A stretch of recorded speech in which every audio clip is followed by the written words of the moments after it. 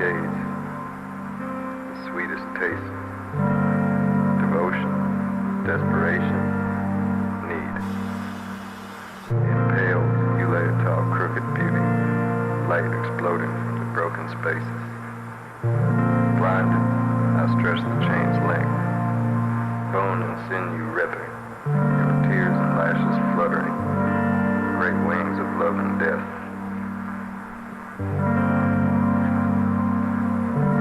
As he bled and scrambled about the snarling, suspended bed of brambles, searching for perfect, unblemished fruit as an offering, forgetfulness of purpose bested him. It was not perfection, but sweet, ugly, nourishing orbs dancing before him. He forgot recognition. The angled, batting wings, musty and sin, the gift of no other air. Twitching in audible silence, screaming terrible reverberations through his body. Nobody but they would know a thing. Perfection, the gift, began to fall.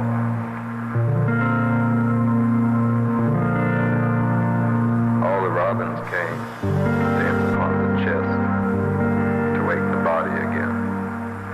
Glowing red-breasted orbs glinting, tears of was and wasn't, pooled ripple beneath 1,000 tiny dancing nails.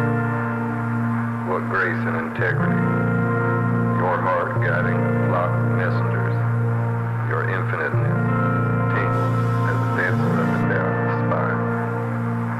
Lay in your quiet, in your silent breath, and shiver.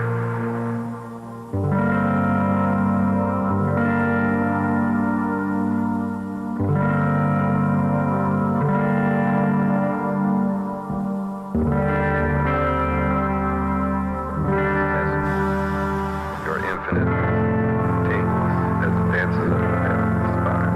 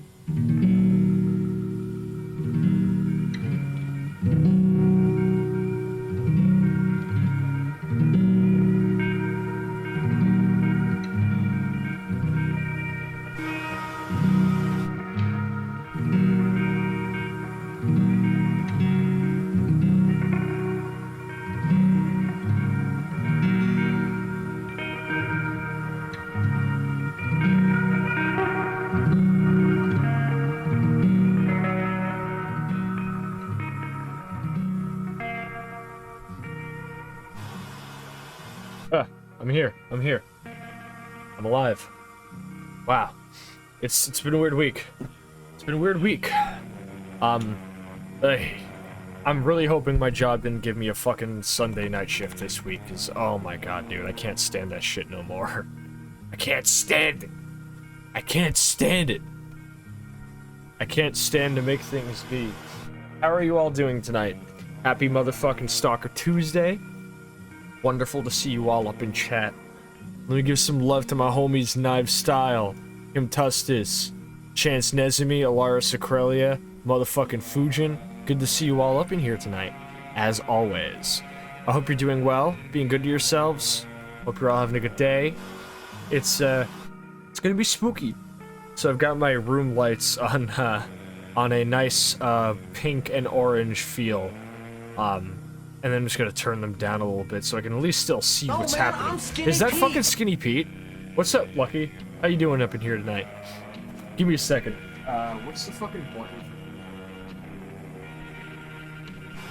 Let me prep the green tea, because I'm gonna make that while I'm actually on. But I want to get that ready. Wait. I was kind of procrastinating a little bit. I had some shit to get out of the way before I started streaming, and now here I am. But tea is being. Thank you for the tea time redeemed as always, Contestus. I appreciate it. Very, very immaculate timing. All right, let me head on down to the bar and let's get ourselves all acquainted with what's going to be going on tonight. Where the fuck is the button? Here we go. I'm never gonna use this fucking Stream Deck Pro. I miss my my Akai. It is what it is. Hi everybody. Welcome on into the stream. For those new to my channel, I am Too Much Sascha, the Chernobyl battle maid. I cook, clean, and hunt. As a freelance stalker, when I'm not doing any of those things, I stream games in the back of this bar here. Usually FPS horror, and on Tuesdays, Stalker, which is what we're up to today. We're continuing my modded Stalker Anomaly playthrough. So we've got much to do tonight. That much to do mainly being a something I've put off for a very, very long time. It was originally something I was supposed to do, I think, in back in June? Yeah, I think it was June. Either June or July. That said, it's a momentous occasion. Give me a second. Why does my shit look all weirdly tilted? Hold up. That's better. That said, Deus Ex music. Yeah, I love Deus Ex. It's a fantastic game. Never gonna stop loving Deus Ex. We got some System do I not have System Shock music in here? System Shock music's a little bit too intense even for my bar. But I would have some up in here if I could. I promise. That being said, once again, welcome on in everybody to our Stalker Tuesday event this week. We are going to be going to Lab X18, which is something I put off for quite a fucking while, because I was supposed to do it. Is the bar not going to play more music? Ah! You bitch! I should have just restarted it when I started the thingy. There we go. So, I was supposed to do this back in, like, I think June, like, late June or early July. I ended up having to call off the stream when I started doing it, like, within, like, 20 minutes of starting it, because I did not feel good physically. And then, after that, I kind of just, like, decided to take it easy with Stalker Tuesdays after I took, like, a fucking month-long hiatus. So after a month of playing Stalker again, I think I'm suitably back into it, I think. I'm also better armed. Me and my companions have better armor and weaponry for the most part, so I think we'll be about as prepped for this fucking mission as we'll ever be. It is going to be a little bit rough still, because from what I can remember of the last time I went to X18, it was kind of a fucking bloodbath. It was kind of a fucking bloodbath. But there's nothing I love more than killing.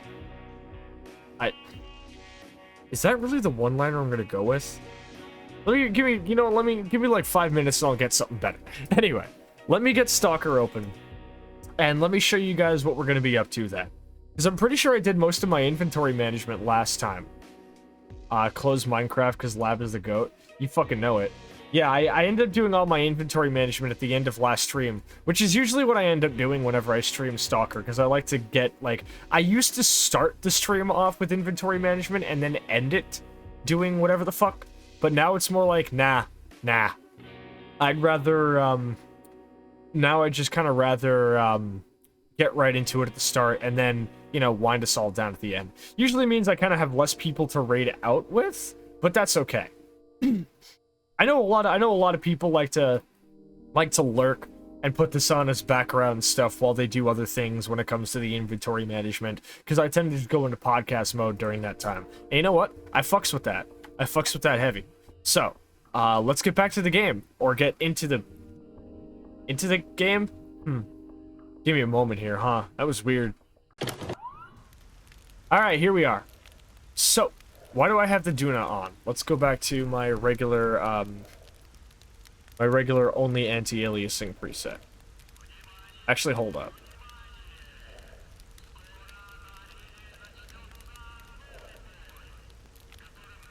Okay, we'll call it AA. We're just gonna have that. Okay. And then PFG load grading default. Perfect. Now, this is Sasha's very good for lurking, just feeling like you're hanging out with a friend in the same room. Yeah, parallel play type shit. That's the good stuff. That's the good stuff. So, let me do a run through, because what, it's currently... Oh shit, tea's ready to pour up. Give me a second here. I had some appy juice before I drank the green tea, so hopefully I'm not going to make my fucking stomach turn by drinking something else sweet. But it's okay. Did you get the Spas 12 reanimation? I did. I've downloaded a bunch of weapon reanimation mods, including one for the Rex, the MP412 Rex or whatever the fuck, which I don't think I've even encountered in game. God, I can't wait for the next update of screen space shaders. I know I say that every time it gets updated, but the new update that's going to change how the glossy surfaces get rendered is gonna look fucking beautiful. I mean, look how fucking beautiful the rain already looks. It's ridiculous. This shit is amazing. Apple and green tea sounds lovely. Yeah, but it's like, it's apple juice and then green tea, and they're both gonna be really sweet. So really, like, too much sweet shit tends to make my stomach turn as an adult. Hey. Alright. God, look at the fucking rain, though.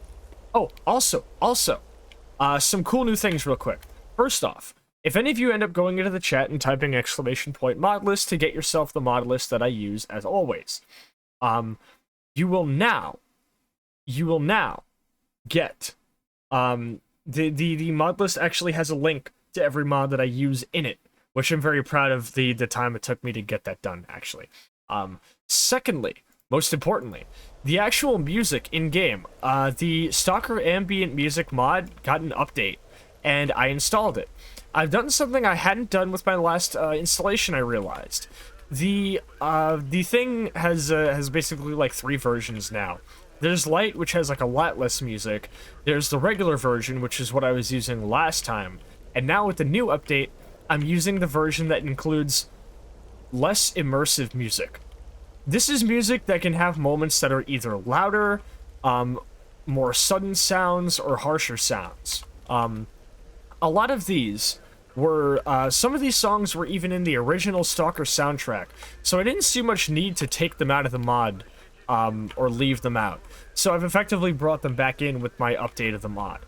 So we're going to actually be hearing some of the more horrifying tracks, like, Black Star by Lustmord, or, Zone Triggers by Moose, and Dead Cities Part 2, along with Solomon and everything else in the mix.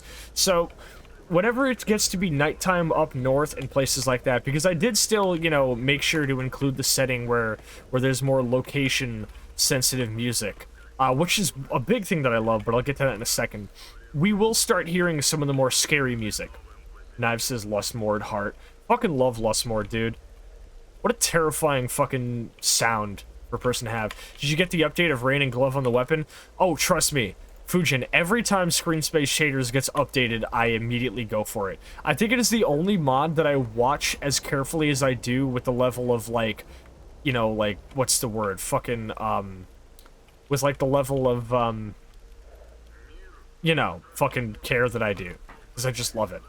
But yeah, fucking the whole idea that one of the big things I love about Stalker is how an anomaly you get like the look like Stalker has always had locational music. In the original 3 games, obviously, it was all just like every area had one specific theme. The bar, for some reason, I think the fact that it doesn't have music is actually a mistake. I think it's supposed to have level music, but it not having level music allows you to hear the actual bar propaganda and shit better, which I appreciate.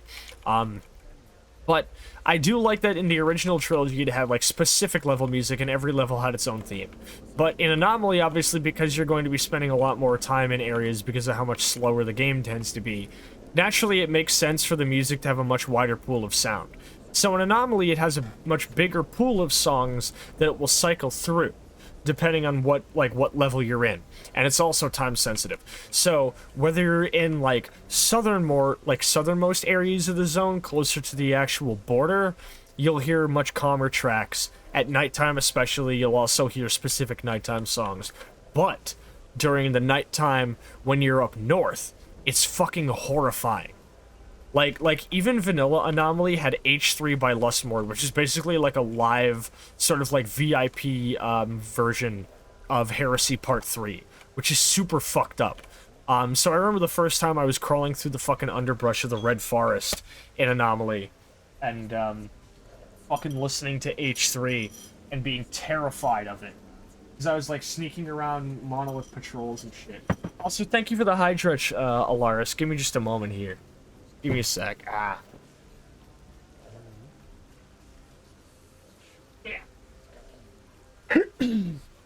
Alright. It really is, and that shit is so great for RPG tabletop games. It's the music where you can see visible anxiety on your players' faces. Absolutely. And that's something I really, really want to capture when I do my Dead Space... when I do... See, I did the Freudian slip. When I do my Lancer campaign that I've been writing a story for, which is very Dead Space, a big part of my plan for that tabletop campaign is that I really, really want to... most people have it a care package, and there's you. Most of the VTuber friends that I first started out hanging out with here did not have it as like a single package. It was usually like piecemeal stuff. So I just figured I'd do that. Also, y'all gotta spend your points on something. But yeah, so fucking when I do my Lancer campaign, I actually want to have open an instance of Ableton Live, so I can do like live like sound effects and mixing and everything during the campaign for everybody to look at. I think it would be really, really fucking cool if I can manage to get that to work. Like, imagine how fucking cool that'd be where it's like a fucking sci-fi horror Lancer campaign, and I'm doing like all the fucking like sound design and shit as like in soundtrack as part of it. I guess you did have to spend channel points, huh? Give me a sec to read these chat messages. Fujin says, for music, I did added Digital Nightmares, and I did not take the version on ModDB, but I downloaded the Fallout New Vegas that is complete and had the full soundtrack. I know that don't fit Stalker, but combat music from that mod is good. Yeah, I forgot that Fallout had combat music. Honestly, there's an interesting itch to be scratched by like jank 2010 RPGs with like kind of weird and like kind of anomalous dynamic music that has like strange combat music. I'm not sure if it's an itch that I have. I don't think I've brushed up against that particular batch of nettles, but it does seem cool. So, let's get a look at our inventory real quick.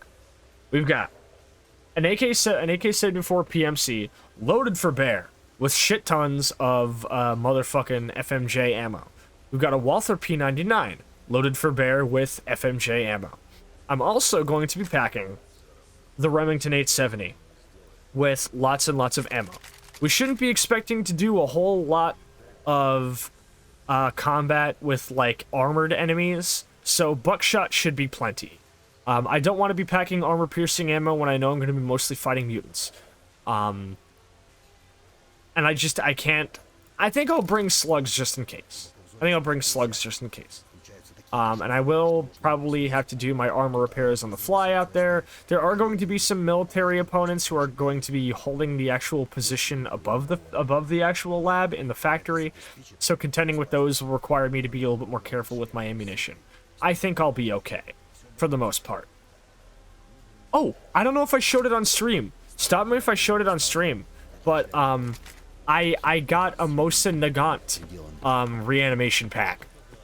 Alaris, Mapno says, you ever play Fallout New Vegas? Play with the J Sawyer Ultimate. I had my own piecemeal mod setup that I had, and I was pretty cool with it, but I'll check that out at some point. Alaris says the Elder Scrolls games are more competent. Maybe. I do like Skyrim and its music. I loved Skyrim's music. It's a shame about its composer. It's a shame. I suppose I can just, you know, like, fucking load the save immediately. But if I can find a place with, like, good lighting, which I... Oh, right, wait a minute. I don't even have night vision. But, right, it doesn't matter. It doesn't matter. Because, also, fuck. It doesn't matter if I don't have night vision. Because night vision is actually useless underground in my mod setup. So let me explain. Hold on a second. I'm playing with something else that adds more bug fixes. Yeah, that's a good idea. So, I'm playing with a mod called Beef's shader-based night vision goggles. It is a very, very nice mod. It makes night vision just generally look better, and I love how it works. Here's the problem. It means that night vision doesn't work underground very well. Because the whole point of night vision, from a realistic standpoint, functionally speaking, night vision just amplifies the ambient light in an area. That's why night vision goggles are generally best used in, like, outdoor areas at night. Like, night vision. Night vision goggles can be used in indoor areas in pitch darkness if you're using, like, an infrared band, like the quad tube nods and shit. But generally speaking, most night vision goggles are best suited for outdoors. Can I link a YouTube link for a track of that music mod that I had to Stalker? I don't think you're going to be able to get it past my mod bot. So if you want to whisper it to me, go ahead. Or you can put it in our Discord if you please. But, so that's the problem then, is because night vision goggles in this game work like real night vision goggles. Therefore, when you're underground, or just generally speaking, nods in this particular add-on for Stalker tend to actually get their light from the sun luminosity data. So, like, basically skybox ambient light. Like the Lum scale shit. So, the level of base light we would be seeing in the sky right now. Here's the problem with that. When you're underground, there is no luminosity. There is no sun shading. So because there is no sun shader when you're underground, there is no light for the nods to actually amplify. Meaning that even though there are literally lights all over the fucking place, turning on your nods in the pitch dark areas of X18 and so on and so forth is literally pointless. Because you will not see shit anyway. Or at least that's what I was able to best approximate. It kind of sucked. It kind of sucked.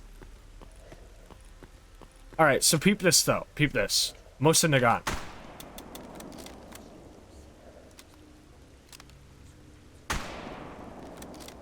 Look at those animations. Ain't that shit fresh? However, the only issue is that if I happen to, what is it? Done DM and Twitch? Thank you, Fujin. The only issue with this is that it doesn't seem to fix that weird little thing with Anomalies Mosin, where even if you've got a scope on and are trying to zoom into the scope, you will still, like, the actual animation will still zoom in on the iron sights. For added weirdness, I've noticed a thingy where, like, what is it?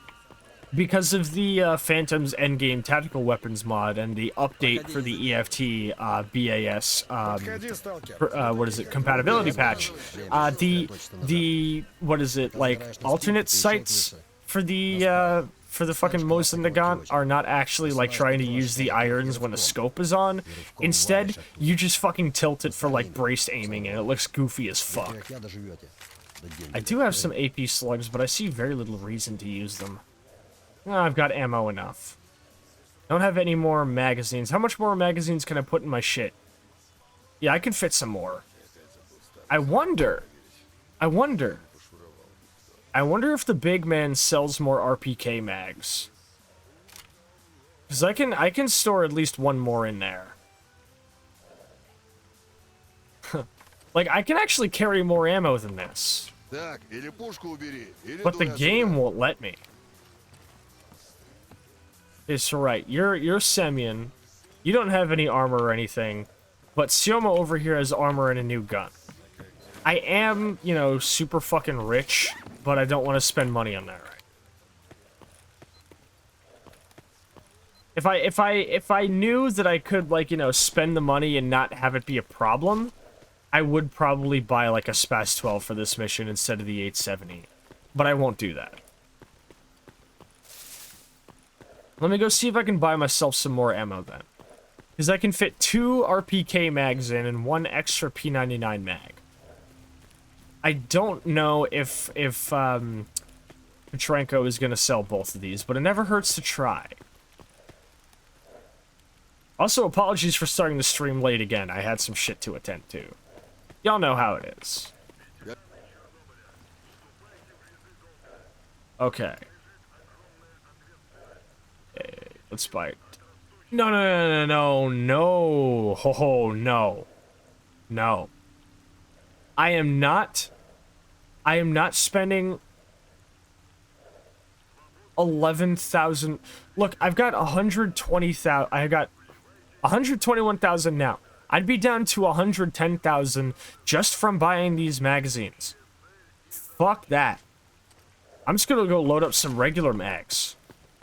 Rugin says TTW is the better way to play Fallout New Vegas. Tale of Two Wastelands? I'm not sure I would agree.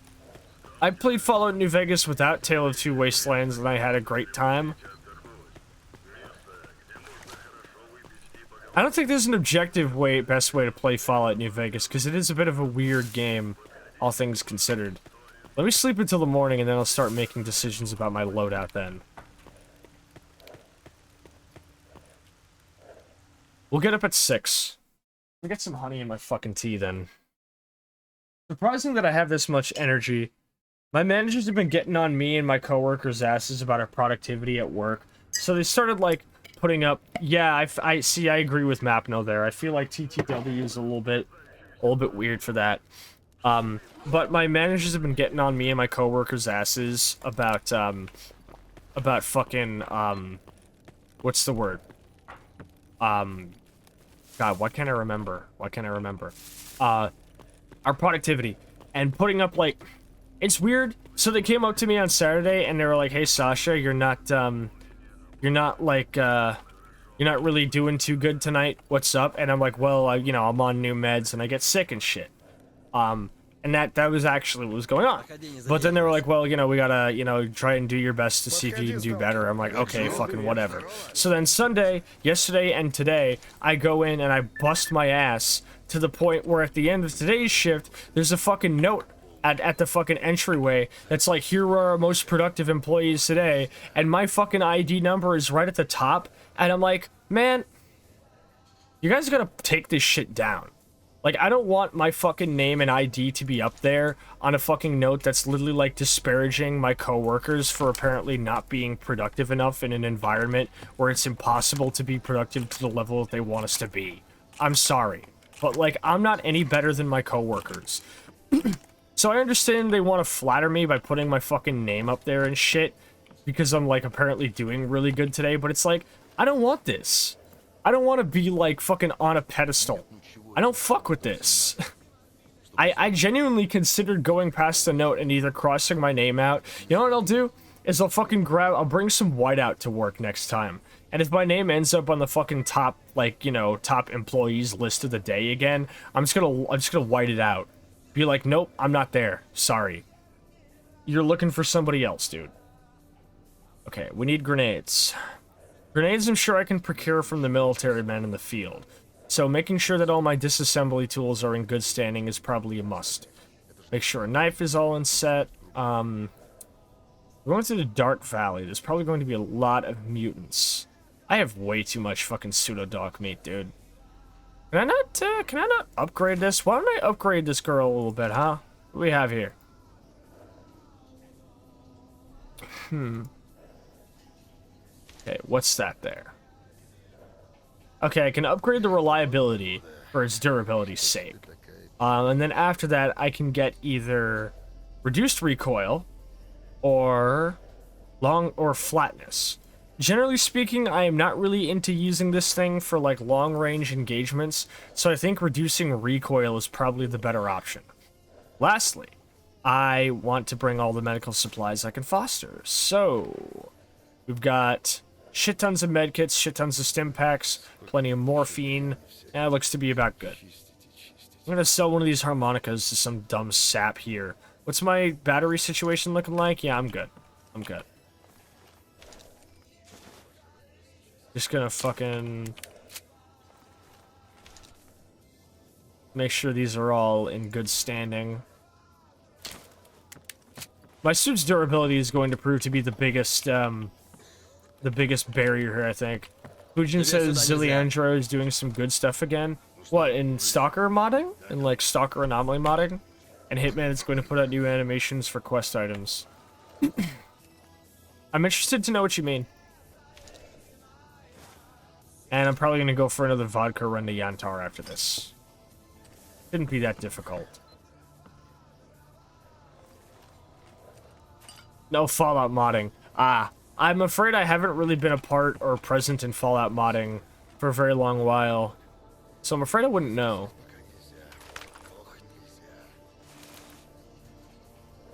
I can only fit the rounds in one. Fuck it, I might as well just keep them at home at this point, I think. Probably better. Alright. Let's go upgrade my shotgun map. That'll be the last thing I do before we leave. Because we are about to be technically 1 hour into my normal run time. And I'm still fucking with my items. It's 6 a.m. or 7 a.m. now, actually. A glorious morning here in the zone. Look at that sky. Look at that sky debanding shader. Isn't it beautiful? Fujin is for Stalker modding. I can't talk, because most of the stuff that I know, I can't talk to the public, sadly. That's valid. These are Vice. Have I not gotten Xenotech all his tools?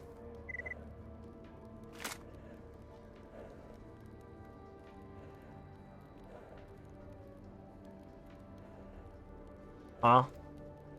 Do I not? Did I forget the thing? I have the shotgun repair kit, so why can't I upgrade it?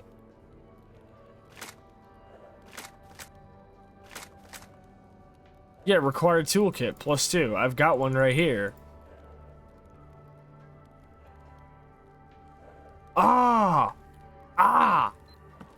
Xenotech doesn't even have the tools.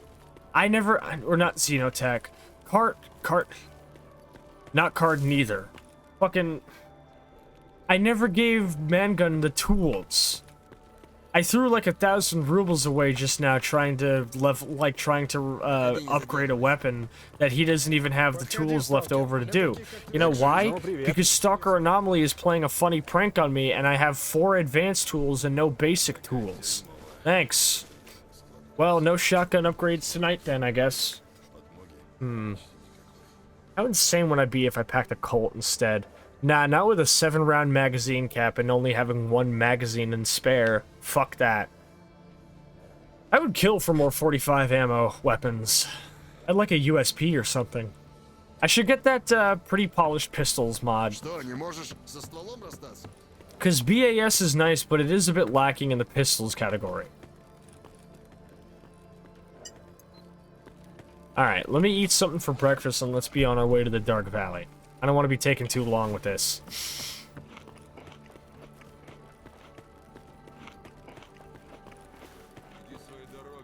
Our daylight is quite literally burning. Though not as literally as it could be, considering I don't have the daytime creates radiation option turned on. I've thought about playing with that, but I think that's a little bit too punishing even for me. I like to at least feel like I can somewhat handle the challenges being thrown at me. White Plume 6 says, hey, it's been ages since I've been, and what do you think of Stalker 2? What do I think of Stalker 2? That is a question. It is a question I've been asked many times, and to be fair, I don't mind We'd like to telling take it a again. moment to announce that. Here's what I think of Stalker 2. I'm interested in it. I think it'll be exciting to see a mainline Stalker title again, considering the series has quite literally been carried by fan contributions for over a decade now. I hope, right? I hope Stalker 2 is nothing like Anomaly or any other, or like EFP or Gamma or anything. I kind of agree with David Szymanski, the creator of Dusk here. I personally hope that Stalker is much more akin to what the original Stalker trilogy was like in terms of tone and gameplay. I think it is interesting that Stalker as a game is experiencing a bizarre sort of phenomenon or cultural thing that I don't think we've witnessed with gaming in history, actually, where a game has taken so long to be in development that fan projects have actually completely eclipsed it in terms of popularity or public knowledge. Like, okay, so imagine the Duke Nukem Forever thing, right? But instead, imagine if during the time it took for Duke Nukem Forever to happen, like Duke Nukem Forever was in such a state of like limbo that people weren't even sure if it was actually being worked on. And during this time, a fan-made Duke Nukem spin-off game using assets from the mainline series blew up, and everybody was playing that. And imagine how it would be if Duke Nukem Forever actually was in development after that point, and they were like, how are we gonna measure this up to that fan project, dude? So I think it's interesting to see Stalker 2 kind of feel or like look almost like it's possible that the developers might feel pressured to make it have some sort of resemblance to fan projects.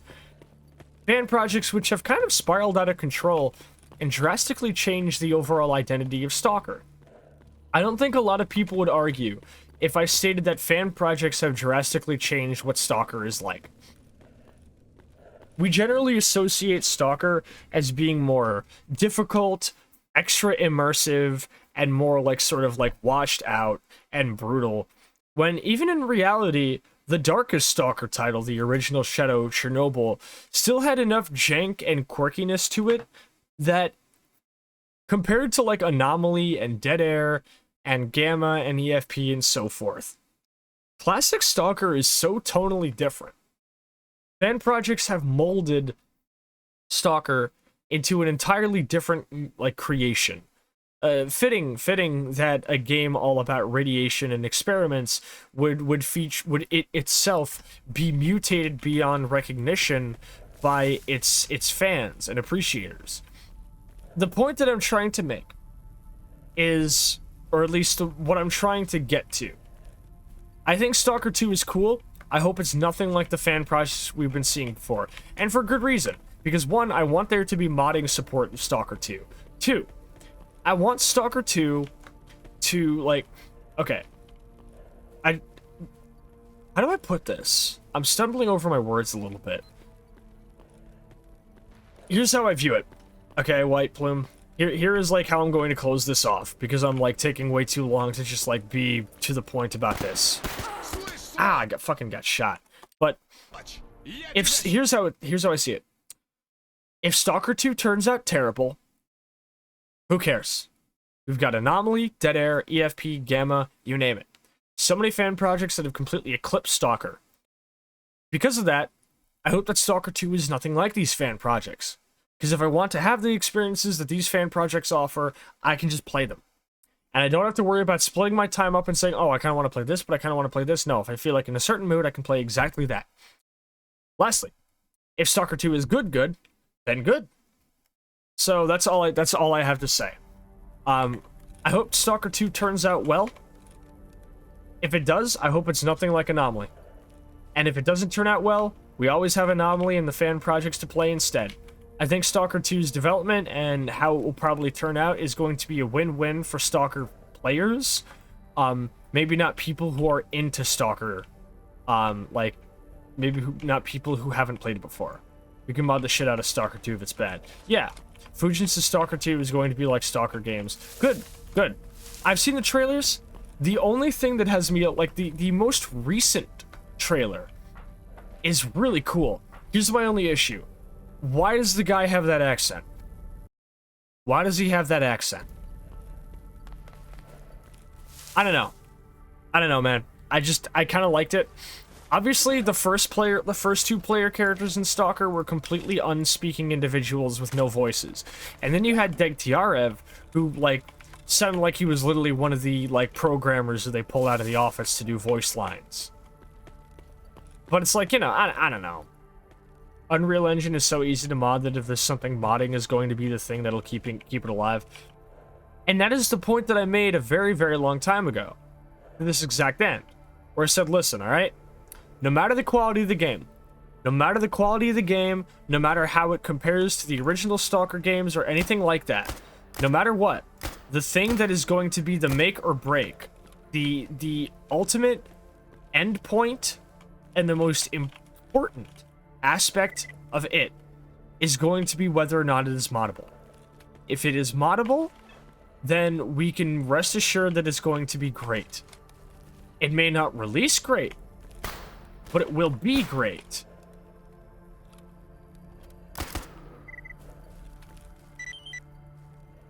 These fucking guys. Where's his corpse? An SKS Mola. White Plume says it's all good. I like your rants. Thank you. My feeling, like, whenever I get asked how I feel about Stalker 2, I always feel a little bit, like, unsure about how to answer the question. And it's not because Okay, I was about to say it's not because I don't want Stalker 2 to happen. To be perfectly honest, if I said that, I'd be lying to at least a little bit of a degree. I've never seen the OG Stalker games or the open world. Absolutely. Anomalies levels are all Stalker's original levels. Anomalies gameplay is basically just Call of Pripyat's gameplay, but, like, expanded upon, and there's a lot more, like, you know, item management and shit. All of the Stalker games are pretty similar when it comes to their overall gameplay loop. But obviously they're more story-focused.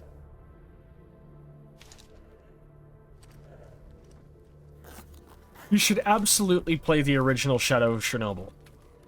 I think you have nothing but, like, you only stand to gain from giving it a try, because it's a fantastic game. It's an absolute classic. But, like, again, the thing is, like, I always have trouble, like, quantifying how I feel about Stalker 2, because it is I feel very complicated, in a very complicated way about Stalker 2. I'm interested in it, and I hope it turns out great. But I also have a very optimistic viewpoint on what'll happen if it doesn't turn out great. If it ends up being bad, you know, we could just play fan projects. Because we've already been doing that for years. Don't have anything to play it on. That's valid, then.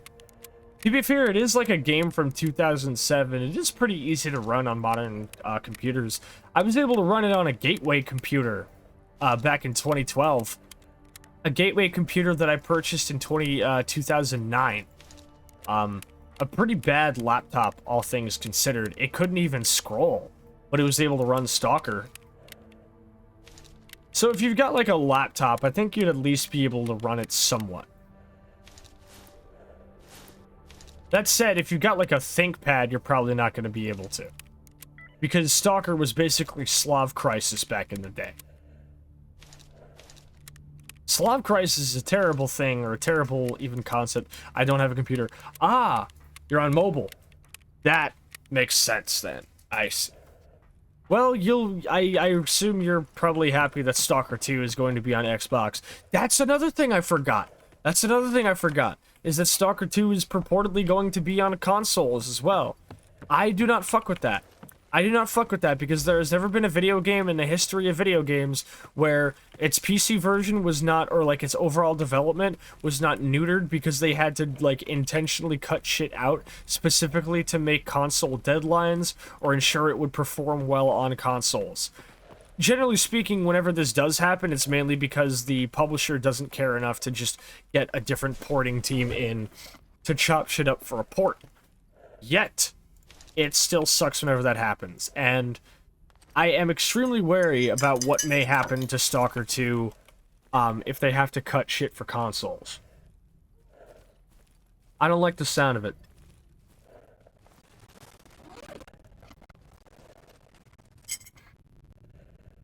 Generally speaking,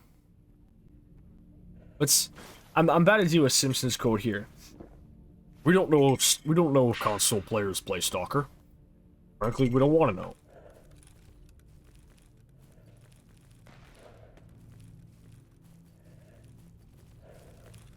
Saving up for an Xbox, but not just for Stalker. Oh, I would hope not. I wouldn't do it for Stalker even if it, like, I wouldn't do that even if, like, Stalker was the only game. Because, let's be real. We still don't really know if Stalker 2 is actually going to come out. Oh. Whoa, that was weird. Well, he chewed me the fuck up. And I'm already down to 85% armor, so I've got to use this.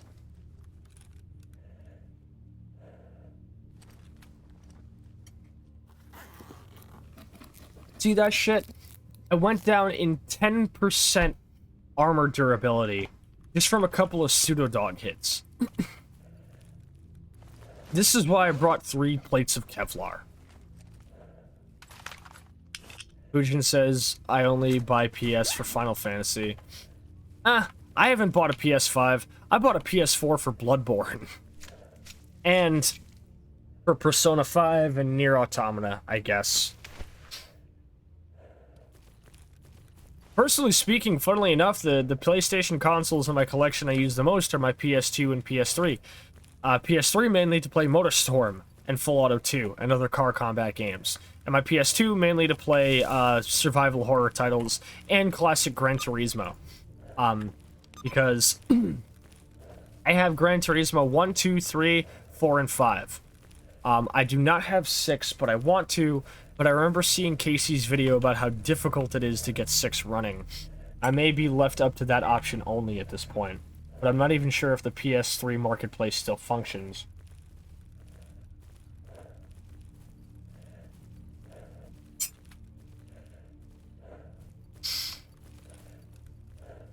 By the way, for homies who have PS3s, play MotorStorm. Go get a physical copy of MotorStorm 2 Pacific Rift. Do not go onto the marketplace and download MotorStorm 2 3D Rift. Don't do it. Just get a physical copy of MotorStorm 2 Pacific Rift. It shouldn't be that expensive. It's not being gouged out by the retro game market like every fucking other thing under the sun. Can you believe that shit? Yeah, games from like a couple of decades ago, and people are charging like $1,000 fucking dollars for it. God. You could put a gun to my head and I wouldn't pay somebody that much to give me a fucking retro game. Damn, homie's getting swarmed.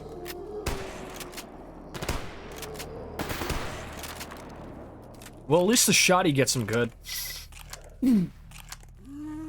Oh.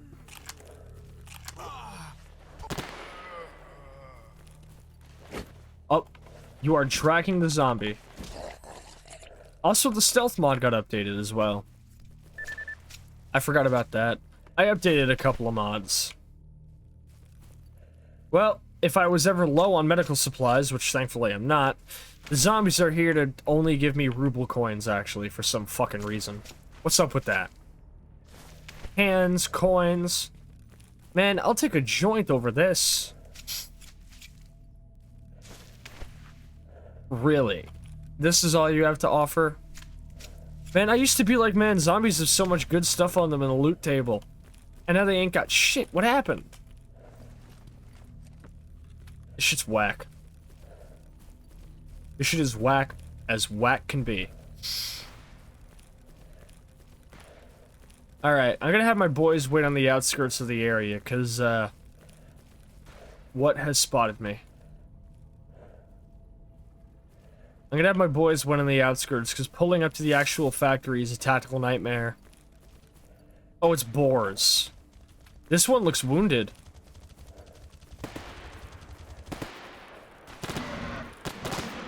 Yeah, I knew it. I was like, bro, looks like he's not doing too hot. I'll take his hoof, I guess. Who else wants to run up? Is it more boars? No, it's a pseudo-giant.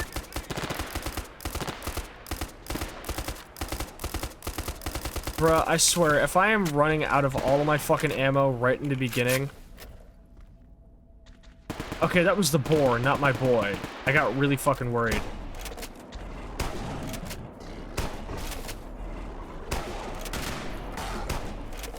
Well, he just killed one of my guys right off the bat.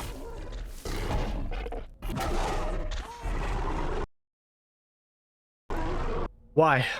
Why a pseudo-giant? Okay. New plan. He pulls up, I whip out the slugs. He pulls out, I hit him with the fucking slugs. I think the biggest mistake I could have made was whipping out the buckshot for a pseudo-giant. Rookie mistake.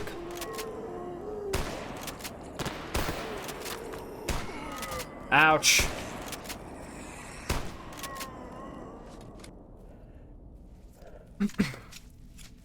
Alright. I can still use the buckshot on the boars, though. The boars are weak. Nobody likes them. Nobody cares. Hey, medical supplies. That's what I need. That's what I need. Give me more. No more, no more, no more, no more. When death comes knocking at my door.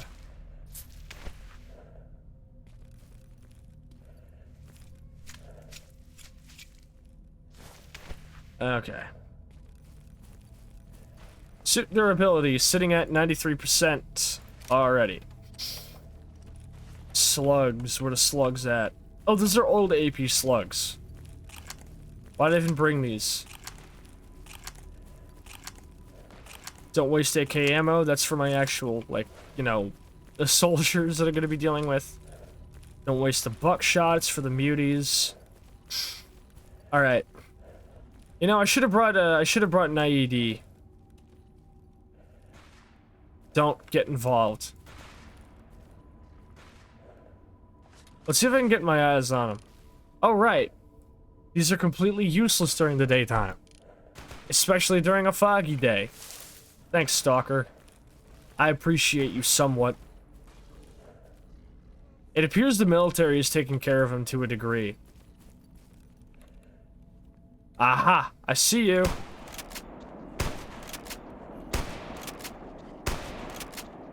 Okay, now's the time to start running. Now is the time to start fucking shooting. Stay far. Keep your fucking distance. Don't let him get close. God, he is so hard to hit.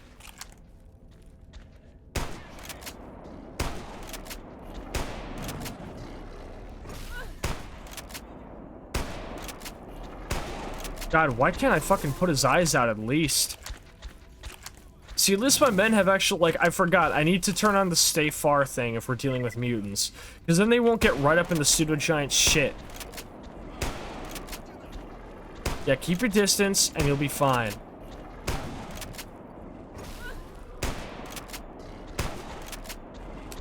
This is ridiculous, man. I know these dudes is tanky, but this is fucking insane. Why didn't I get a sniper rifle? Okay, he's weak, he's weak.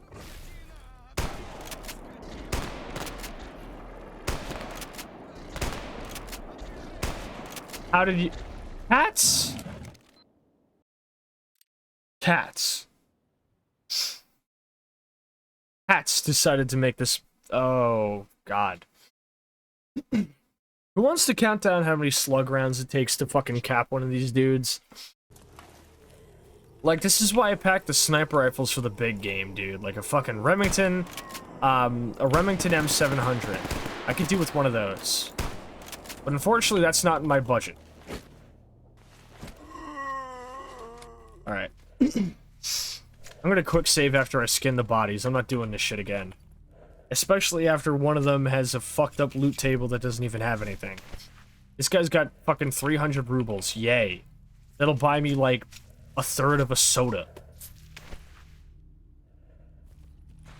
And we got that weird camera glitch now. Oh, Stalker. I accidentally ran an ad roll. Fuck. I accidentally ran an ad break. I was reaching for the mute button.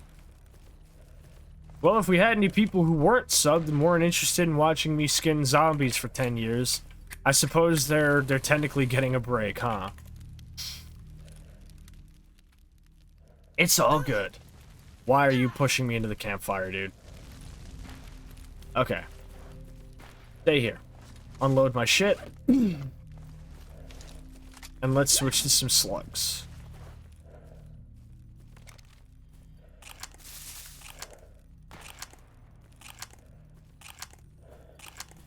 I was genuinely hoping I wouldn't have to use slugs, because I don't have that many of these things. Alright, that's a boar. A wounded one at that. Who the fuck is that? Oh, it's a bandit. It's a fucking bandit getting hit by the pseudo giant. Yeah, he can die for all I care. I don't give a fuck. This mist is oppressive. Alright, pseudo giant spotted. I should have brought a fucking scope to put on this thing.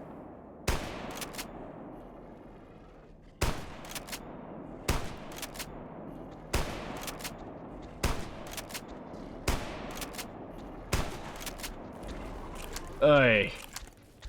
You know, maybe, just maybe. Maybe, just maybe, I should have actually upgraded the flatness on this thing. Oh, I don't want to kite him towards my guys. It's a terrible idea. Where the fuck did he go? He was, like, right behind me a second ago.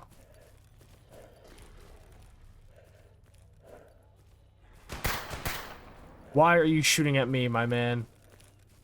The real threat is, like, right over there.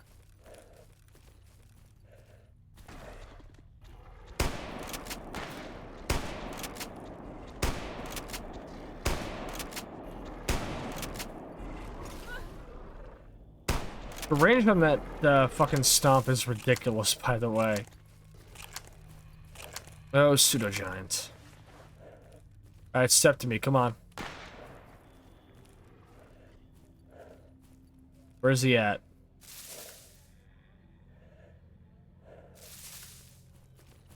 I hear cats.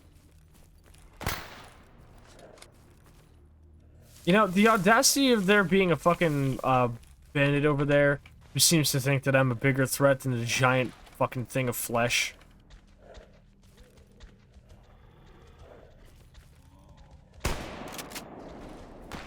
That's a boar. I'm hoping he'll just kill that bandit over there. The boar, on the other hand. What creature are you looking forward to see on Unreal Engine 4 Stalker 2? You know, honestly, I'm excited to see new mutants, actually, more than anything. But realistically speaking, if I'd had to be one that we've already seen before, I would love to see the Bloodsucker. I can't wait to see a Bloodsucker next gen. Why Italian ads are so stupid.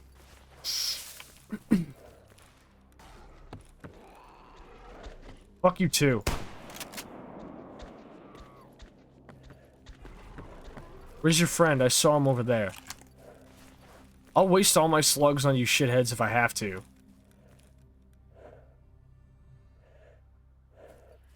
Aha. Boom. Cat 0, slugs 1. Who wants a piece of me? The shotgun has seen better days. And we are down to... He's right here! Shit. I'm gonna use up all my fucking shotgun ammo on just this guy.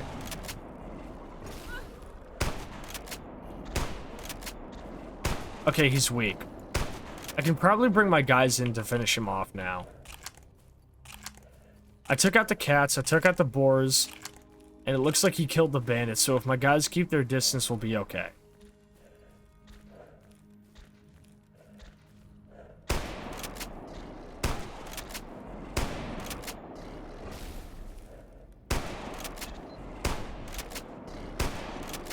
Got him.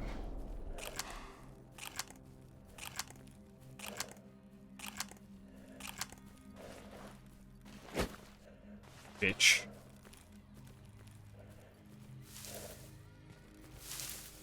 Alright, you better have something good on you to make this worth my while.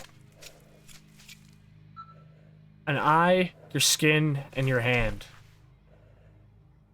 I guess. You're carrying the mutant parts. Take. I'd be lying if I said I wasn't at least a little disappointed out of a loot drop on this. But now I've got to oil up my shotgun.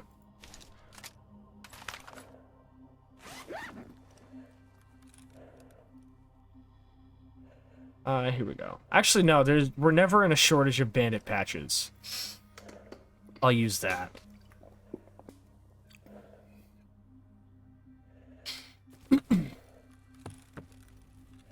Suit has still seen better days, but I'm hoping we can possibly procure a suit repair item from some of the grunts on top of X18. You know, we bagged the single pseudo-giant before we even got below.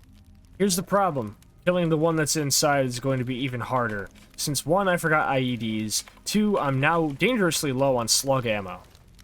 I've only got 8 shots, and this thing only takes 8 shots. It takes multiple magazines of slug ammo to kill a single fucking pseudo-giant. I don't have AP ammo. I don't have grenades. I'm actually woefully under-equipped for this part. I may end up having to, like, not actually kill the fucking thing. Which is a nightmarish scenario to even consider, but if it comes to it, it comes to it, I guess. Homie thinks his Geiger counter is busted. That is probably the worst thing that you can actually have happen to you, dude. Alright. Wait here. Let me switch to a scope and let's deal with these fucking dudes in there from a distance. After that, we'll fucking recce the whole ass, factory and figure out what needs to be done there. Miko Loudmouth died as he lived. Unwashed, I guess.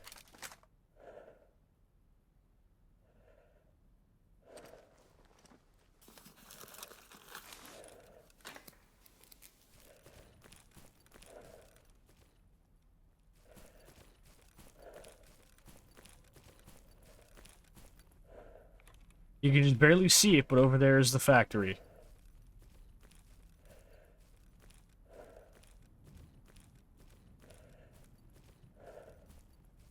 An ominous place in the fog, isn't it?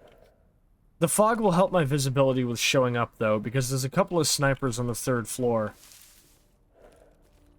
If they can't see me approach, it's good for me.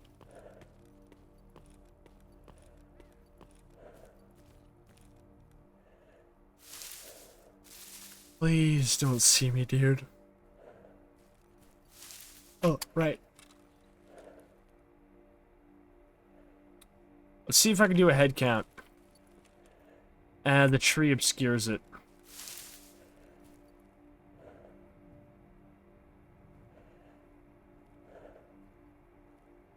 I don't see anybody on the top, but looks can be deceiving. Wait a minute. My NPC counter doesn't actually... Ah, there it is, okay.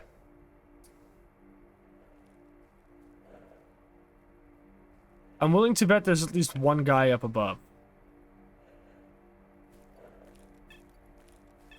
We've got 4 men. 5 men.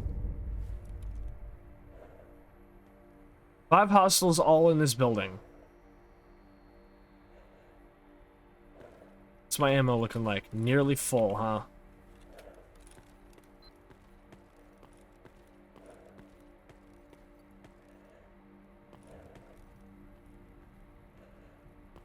This is gonna be a little bit of a problem here, huh?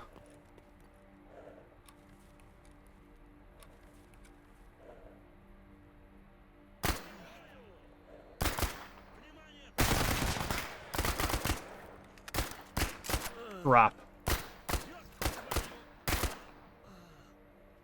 3 down. 4 down. That probably took my suit down by like 5% durability, just the one shot I took.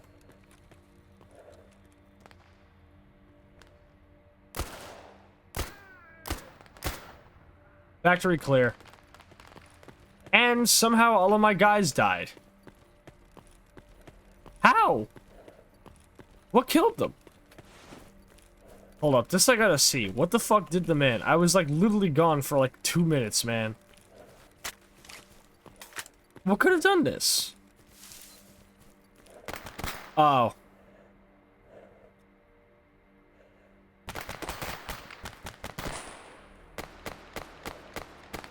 Yeah, that'll do it, I guess, huh? Well, good night, fellas. I'm not dealing with you. Alright. It appears in my efforts to have my NPCs stand by the campfire to protect them from military patrols, they were instead immediately wiped out by a band of roving zombies. So, and they were on fucking they were on alert mode too. I don't know how they didn't see them. Well, here's what we do then.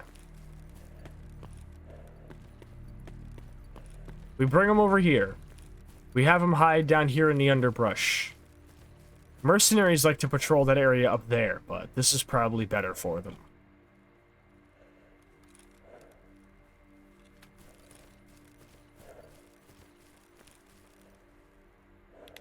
Here we go. We stay here. It'll be difficult for most people to spot you from above. Maybe not. But still, it's better than nothing. So I know that all my targets are going to be on the first floor in this building. It makes clearing it a lot fucking easier. Snipers on the third floor are a bit difficult to deal with. Alright, check my ammo, and let's fucking roll.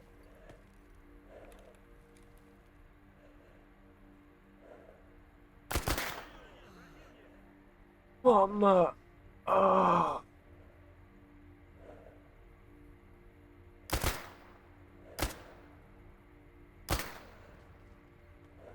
Two down, 3 to go. Who's next?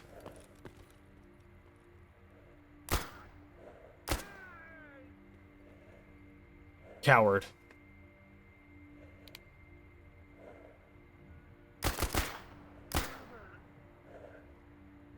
Alright. 3 down, 2 remain. Unless they don't. Wouldn't they have shown up on my PDA by now if they had?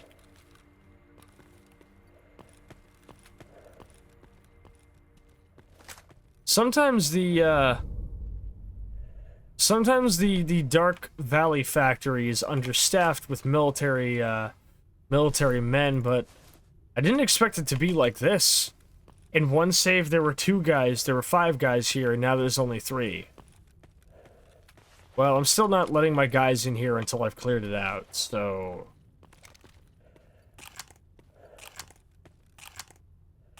See, here's why playing with a mini-map makes the game kind of easy. Because every combat engagement is so much more easy once you actually have, like, an idea of how many people are in an area. Even if you don't know where they are, knowing that an NPC is in an area is such a fucking advantage. It allows you to enter any combat situation with foreknowledge that makes you basically overpowered, without even really thinking it. To the point where, like, once you get used to having that kind of foreknowledge, once you don't have it anymore, you feel so impossibly, like, fucked. Like, you feel like you can't actually handle combat situations anymore after that. We got dirty slugs, so I guess if it comes down to it, I can use that. Think I can 3-tap this guy with old AP slugs? Nah, maybe not.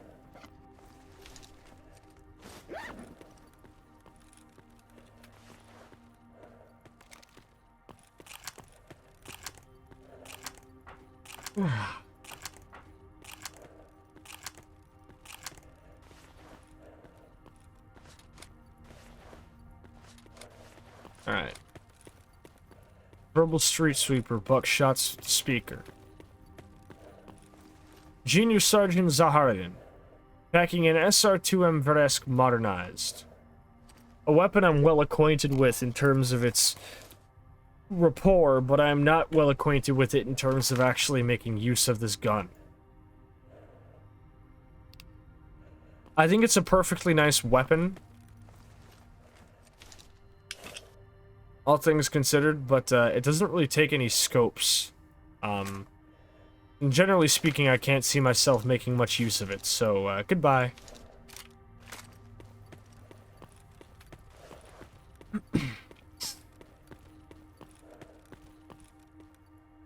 Now, in regular Anomaly, when you're playing with the fucking, what's the word?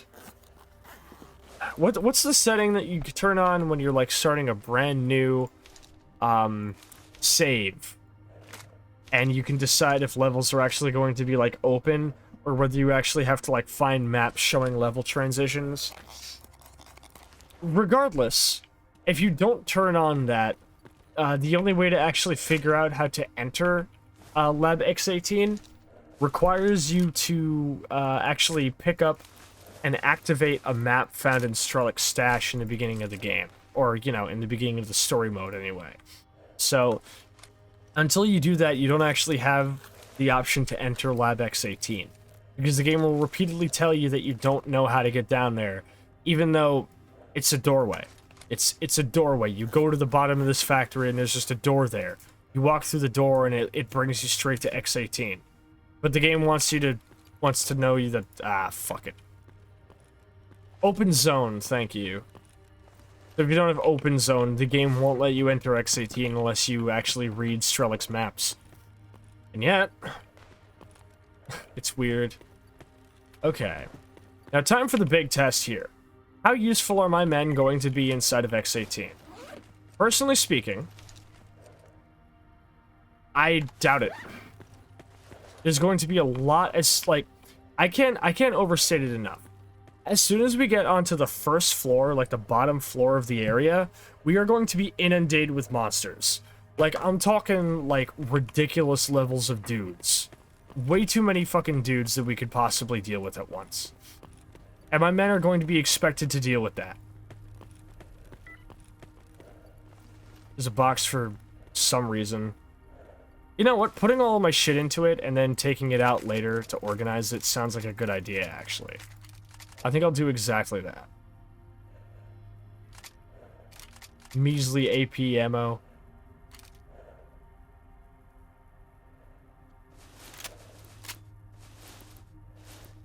Hey, if I can lighten my shit up, I will.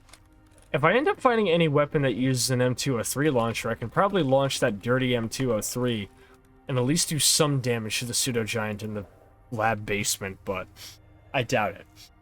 So in the first two floors, it's going to be relatively peaceful.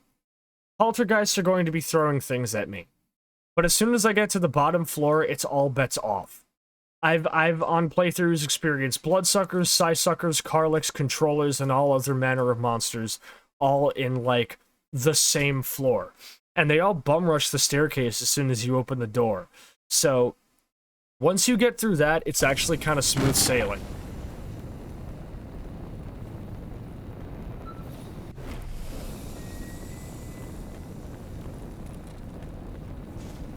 I do like that Artem Polkan is always here.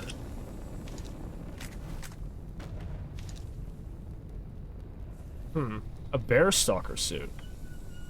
I don't feel like tuning that up. Thankfully, I've got my boys here with me. Hello, men. Or one of them, anyway. I don't know where the third one is. I mean, where's our other guy? Where's he at? You know anything about that? At least this... Ah, that sound effect always gets me no matter how many times I play.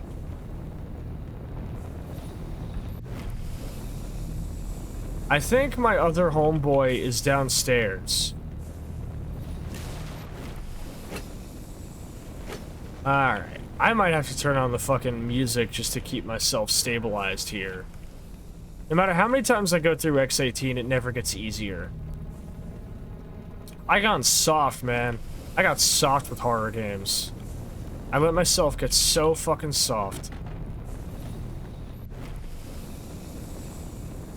I don't think there are snorks. Let's see. Bandages. That's it, huh? That's all you have to offer me?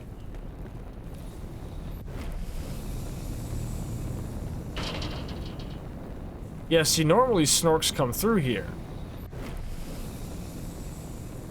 Yep, I knew it. Jesus.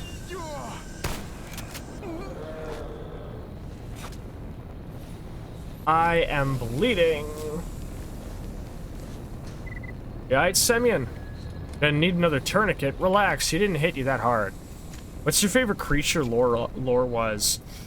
I think the snorks are honestly the most horrifying because they're implied to be some of the original, like, Chernobyl liquidators. Or the original soldiers who were guarding the zone when the 2012 explosion happened. That being said, I have a very, like... I used to be so scared of the bloodsuckers back when I was a kid that 90% of my screenshots in Call of Pripyat were just screen caps of bloodsuckers I'd killed, because I would take photos of them to prove that I'd killed them, that I'd overcome the most fearsome mutant that I knew of.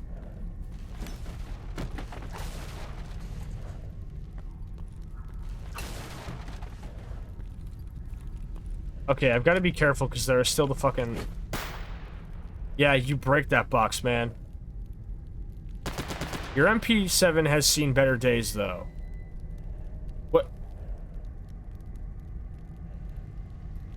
Did he just pick up that box? Man just picked up that box.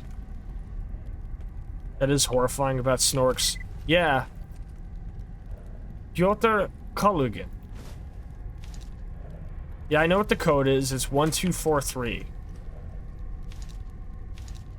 Thanks for the magazine, old friend. I'm sure you won't be needing it as much as I will. An old MP5. Was my MP5 animation overhaul, huh? Radio protectant and Yadulin.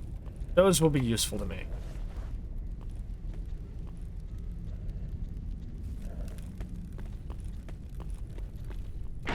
Oh. I've never bothered to go down here with an artifact detector. Personally, I find it not really worth my time.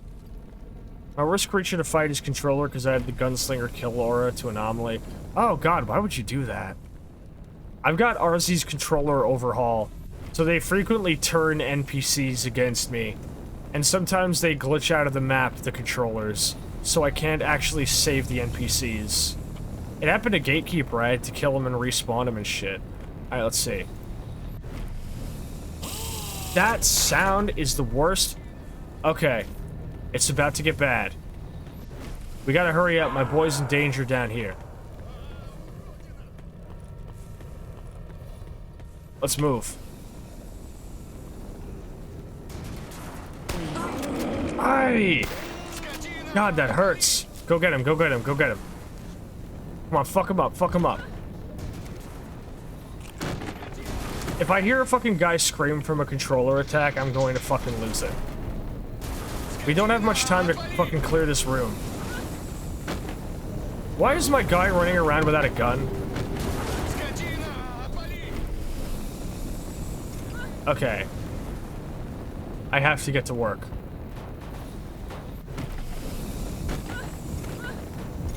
Where are... Here we go. They're so hard to fucking see. The fucking, poltergeists don't even glow in this mod.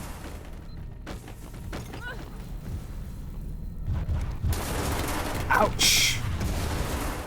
The kill aura is if you get near them, you use, oh yeah, the suicide thing that they used to do in Gunslinger. That shit was a bit ridiculous. A little egregious, I would say. God. Yeah, the fucking high contrast makes actually dealing with them fucking impossible.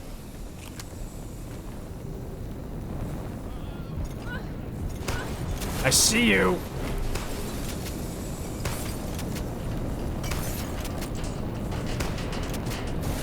I think his pathing's fucked up. Where is he?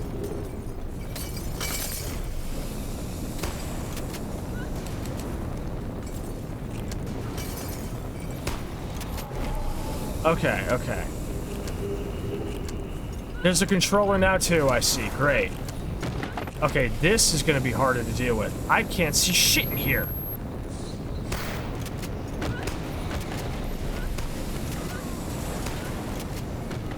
This is chaos. I don't even have time to be scared. I'm just like fucking... Like, I don't have time to be scared. It's like if the fucking aliens invaded, and it was like, man, I got a lot going on right now. This is my a lot going on right now. I can't see shit. There's dudes everywhere. I think the controller's dead, but I can't tell because the fucking high contrast aura from all the goddamn poltergeists is making it impossible to see anything.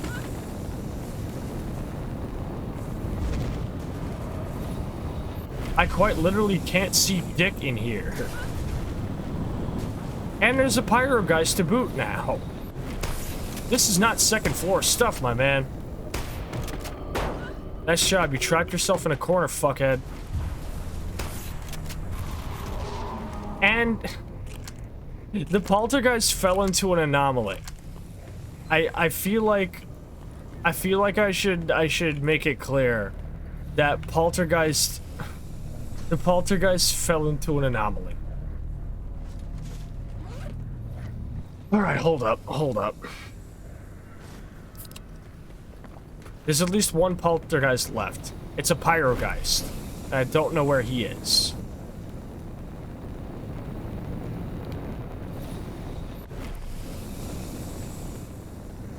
See, these tunnels are completely impossible to navigate with night vision goggles.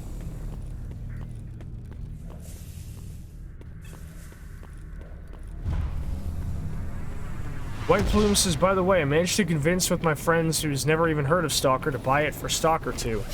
So we can play Stalker 2. So we can play together because it's going to be a multiplayer. Yeah, how long has he been there? How long has he just been there? Also, the poltergeist died from an anomaly again. Oh no, never mind, he's still here. Man, what the fuck is going on?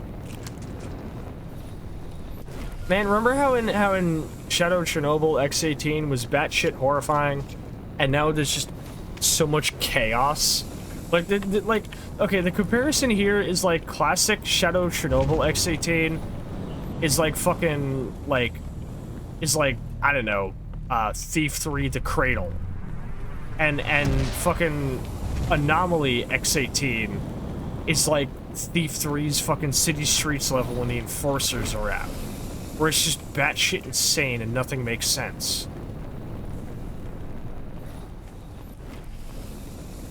I'm pretty sure the fucking pyrogeist isn't supposed to be able to affect me when I'm in here, is he? Alright. All that I can think of to do is kill this fucking pseudo-giant. He hates horror games. Ah, I see, you're evil. Alright. Well, here we go. No time like the present, I guess.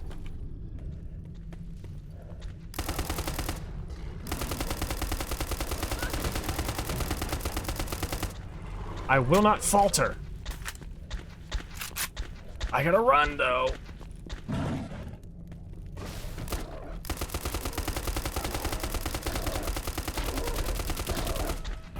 Man, this doesn't work for shit. I love when I'm at like full health and I get insta-killed by a stomp attack. It is Stalker, so I suppose I should see this coming. I am woefully under-equipped for this fight. You're going to stream it? Oh, nice! No, hold on, I have an idea, actually. Okay. Those don't do anything. Perhaps I should have brought powder kegs. Perhaps I should have brought landmines. Perhaps I should have brought anything more than just a fucking shotgun with some slug rounds, huh? I mean... Whatever, man. Fucking slug him if you got him, right? Yeah, give me like 30 seconds. I'll be right with you, man.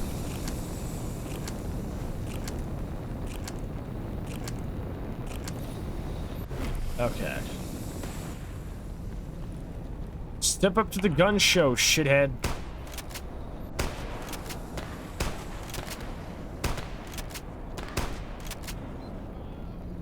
I assume my men are aggroed to the fucking pyrogeist that's on the other side of the door that I currently can't access. Because every time I do this level, I always forget the second door code. Without fail! Oh, right, I forgot. I can cheese it. He can't come through here. All things considered, this is going a lot smoother than I personally expected it to go. You decide if you want to be worried about that. Well, somehow one of my men just died. I'm going to turn off their combat so they can actually follow me and stop trying to kill the fucking pyrogeist they can't access. I feel like that is in my best interest, would it not be?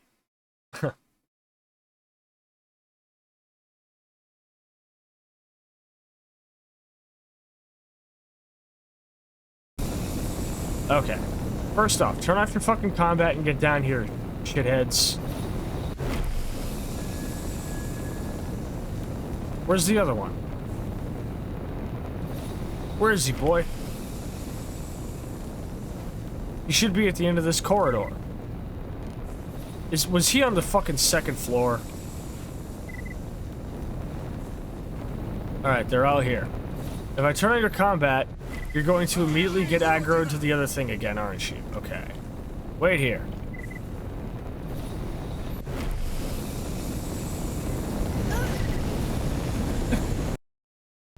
Ugh, man. Man, oh man.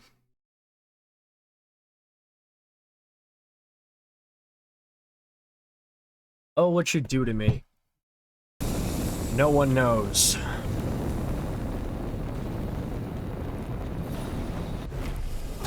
Ouch! Oh, he's right here. Yeah, shoot at this guy instead. No, don't go shoot at that. Oh, you fucking idiots. So they are quite literally just aggroed to something they can't access. And because of that... I do wonder if going in here alone would have been the better strat.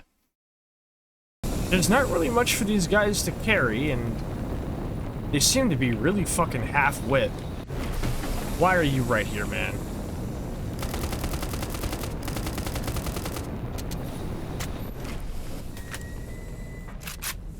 I will kill you if it's the last thing I do.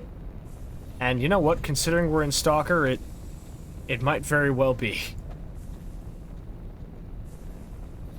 Come on, where you going? Are you scared? 1, 2, 3, 4, 5, 6, 7, 8. Hold up.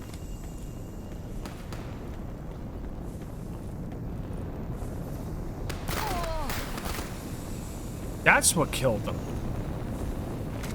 There was a lone zombie here. Hey, Colt 1911 mags.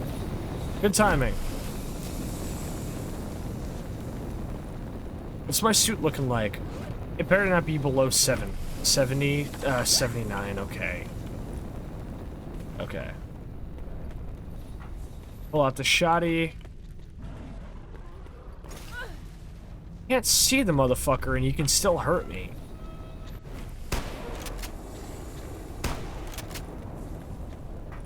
Say what you want, but I'm a crack shot with this fucking shotty. Wait, I have an idea. I'm gonna do something really silly. If I can get there before he kills me. I might not be able to, but it's worth a shot. Yes! Okay, if his stomp attack hurts me up here, you're shitting me. You're shitting me, dude. I'm literally up in the air.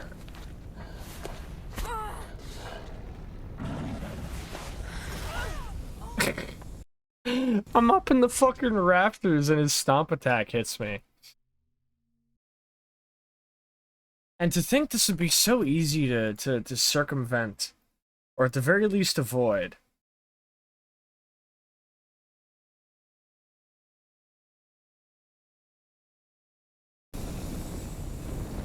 Okay, there's got to be something better than this. Ouch. Oh! To run out of stamina and turn around and just see him there. It's funny. It's really funny. The stomp attack will always hit even if you're flying. There's like ways to circumvent it if I remember correctly, but they're a little bit hard. They didn't program it well. Yeah. Did I accidentally smoke tobacco instead of eat food? I think I accidentally smoked instead of eating food. Not again. Man. If I had a nickel for how many times that fucking happened, and I took damage while doing it because the pseudo-giant did the stomp attack on the other side of the room. Okay. I have an idea. I'm sick of this guy's shit. I'm just gonna run. See, at least his attack is well telegraphed. Because the thing is that if he's running, if you hear his footsteps stop, you know he's gonna stomp. Most of the time, anyway. Oh my god, his stomps even knocked this fucking scientist over here. Rockatansky?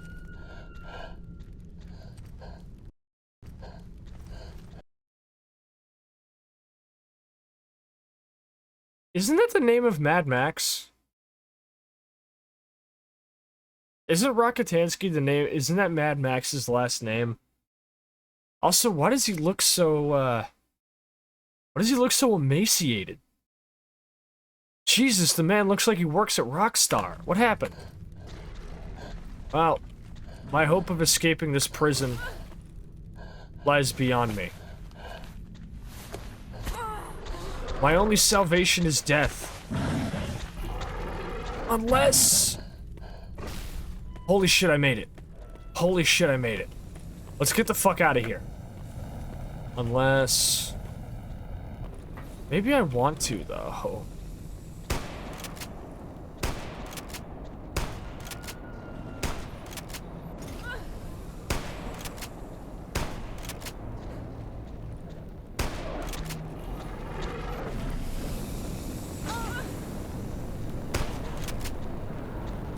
Listen, I brought all these medical supplies. I'm gonna use all these medical supplies.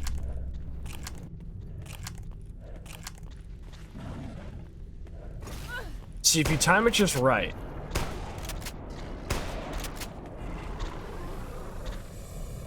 See, look, he's bleeding. If he bleeds out, I take home the gold.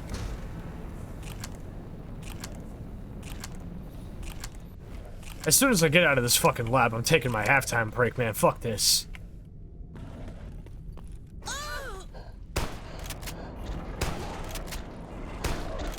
Alright, hold up. Yes! I was gonna say, if I finish him off and if I finish him... Ha! What the fuck? I was gonna say, if I finish him off with a fucking knife, I'm a legend forever. And that I am. Now let's look at my suit durability. Yeah, 77%. 95%. 95%. Ah, man.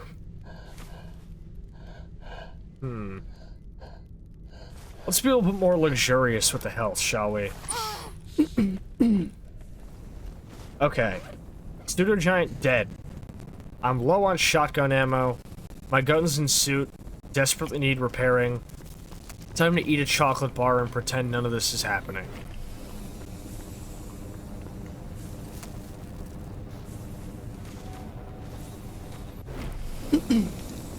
The only reality is pain. I want everyone in this lab to suffer as I have suffered.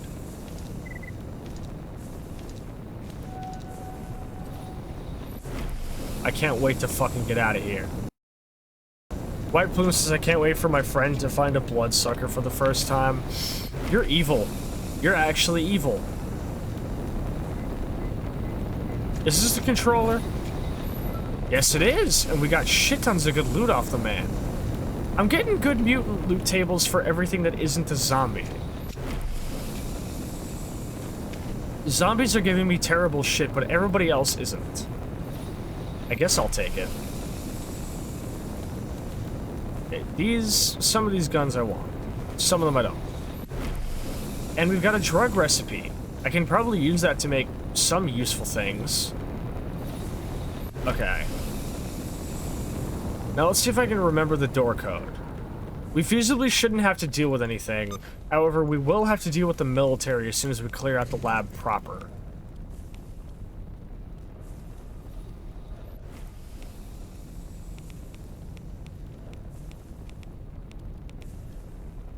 Here we go. 9524. Ah, it's right next to your fucking ears, too.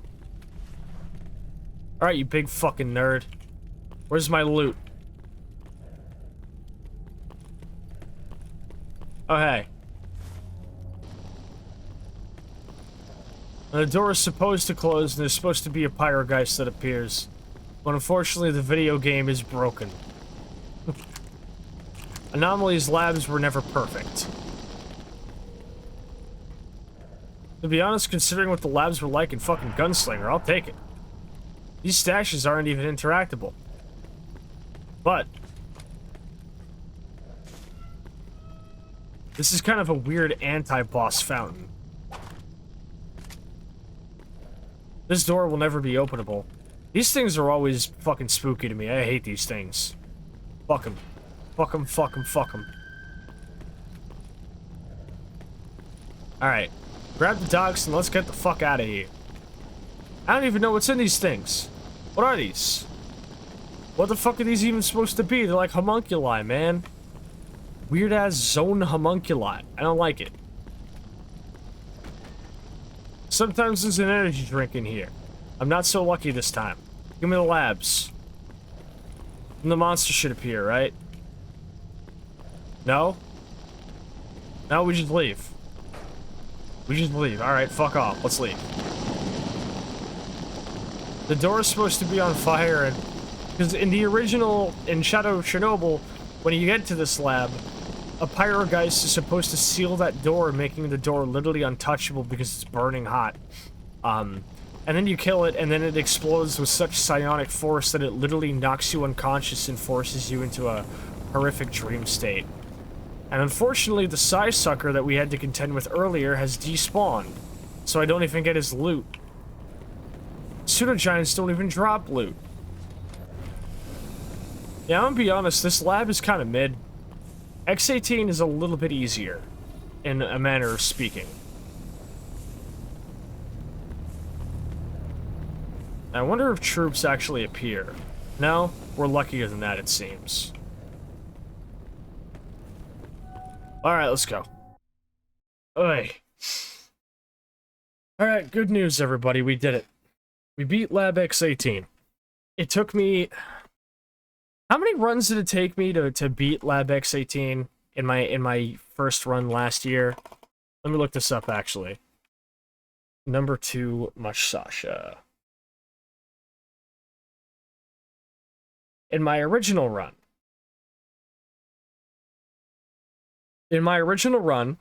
I conquered Lab X-18 in 5 episodes. We are up to what's my current stream, and not to mention these aren't like 20 or 30 minute or 10-minute episodes. These are like 4-hour streams. This is my 12th episode. It took me quite literally like fucking over like 6 4-hour streams to do this. And yeah, I was kind of overqualified and over-equipped, but you know what? I'd rather be overqualified for a fight like that, wouldn't you? Oh. Alright, let's disassemble some trash. I've no interest in this M1911. The 6-hour P220 is a little bit nice. I'll keep the P99. And fuck this L85. Alright, it doesn't look like we've any military targets to contend with. I'm still decently loaded when it comes to AK ammo, so if we do come across any human targets, I shouldn't have much to worry about. That being said, I have much bigger things to worry about. How many times am I going to say the word worry about in the next couple of minutes? Let's see. I'm not going to the Darkscape. I have basically no other quest to do, so might as well go straight to the meadow. I'll just go through the garbage and then... Holy shit! Vex, thank you for the sub! Thank you for the tier 1 sub. How are you doing tonight, Vex? Let me give you a shout out in chat as always. Dear chatting friends, please go check out our wonderful friend Hexatious Vex, a longtime friend of our channel, a very entertaining and fun VTuber to watch, and generally just a really cool dude. Thank you so much for the sub. Mwah, you're the best. Tell me how you're doing today, homie. What's up? You unfortunately missed the Lab X18 raid because we literally just exited it. I'm be real with you, dude. I am never fucking going back there. It's not even scary. It's not even scary. Just like X18 is a fucking complete tactical nightmare. I almost walked into a fucking anomaly.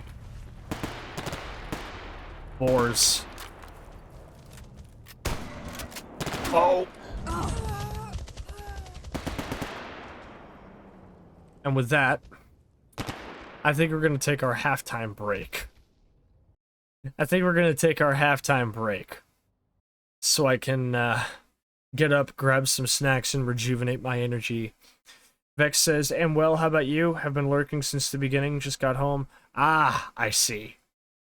Well, I will see you guys shortly. I'm going to get up, get a drink of water, grab a snack. The rest of y'all should probably do the same. Use the bathroom, get some snacks, do whatever you please. Don't go anywhere. We will be right back.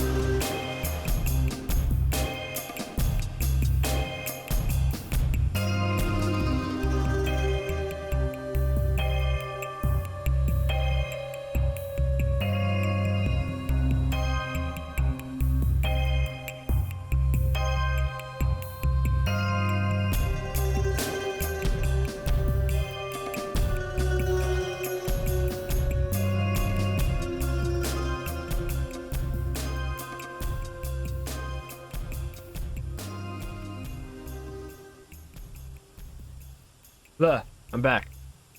I'm back. I got up. I got fucking some snacks. I refilled my water. I did a bunch of shit. I see you having the fucking dance party up in the chat, Hex. Don't think I don't see you. Hope y'all are having a good time here tonight. It's always wonderful to see you guys up in my chat, whether you're lurking, taking part in the conversation, or just chilling with me.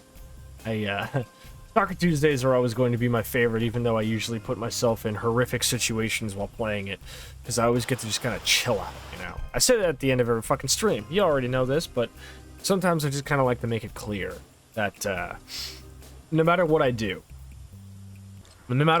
Stalker is always going to be the thing that I love the most. Stream, to play, do whatever. Alright, hold on a second. Let me bring us on back to the bar. That being said, now that we're done with X18, I generally don't actually know what to do for the rest of this stream. I guess we'll go see what kind of work we can get from Petrenko. Maybe see about obviously repairing my items, and maybe even see if we can get some new interesting missions. I am going to be heading to Yantar to take part in some vodka trade, so I might as well put some of my money towards getting those brand new psi goggles up. And once we buy those, we just wait for them to be complete, then we can clear out X16 within a couple of days. The time period between clearing out X18 and X16 is surprisingly small. But once we're done with X16, which will probably be in like a couple of weeks, it's going to go straight back to grinding again so I can tackle X19. That's going to take a while. X19 is... Ugh, it's a fucking nightmare. It's a fucking nightmare. But as long as I learn from my last stream experience, I'll do better. Relatively speaking, anyway. That being said, let's get back to stalking it up, shall we? Ah, and right when Kinoko was playing too. Alright. Let's disassemble these guns again. I don't know how those boars took my ass out earlier. But whatever. I don't need this Glock because I've already got a Glock at home. But I could use some new parts for it.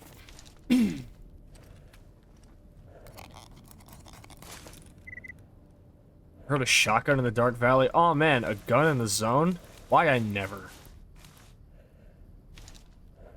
I didn't have to be so sarcastic to that guy, did I?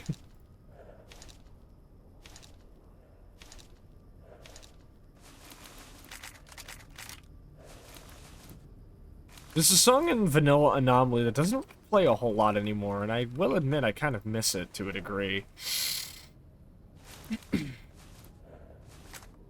Take everything.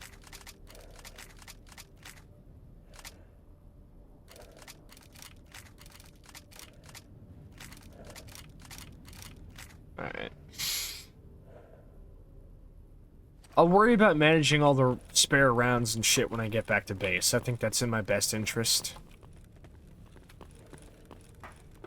And look at that, it's only noontime. We still got shit tons of daylight left on us.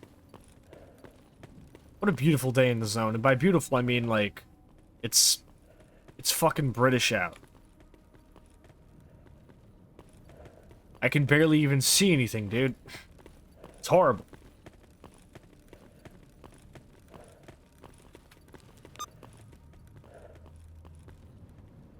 Alright, off to the garbage. This time, make sure to not get clapped by boars.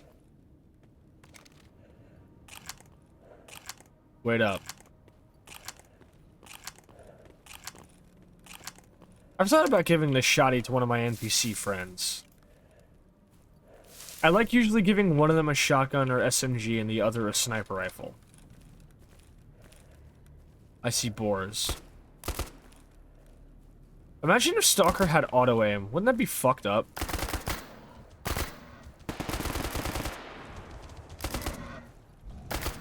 Alright, he's bleeding.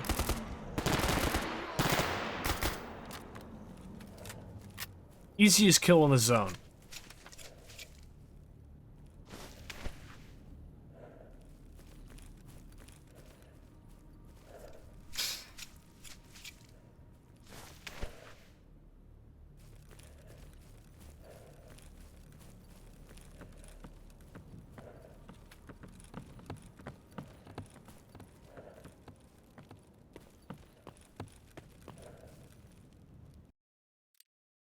Okay, the background music is still good. I like that I couldn't even hear the spooky music inside of the lab. Because of all the chaos happening. X18 isn't really much of a lab, it's mostly just a bunch of fucking corridors and container rooms. Granted, that's what most Soviet labs basically are. That said, it was a bit disappointing to find that it was basically just a shit ton of poltergeists, and especially in Anomaly, it's a little bit disappointing with, I don't know, just how not scary it was, because it's just pure chaos. How is this grass growing on a fucking crate? Where are the roots? Ah! Let's get the fuck out of here.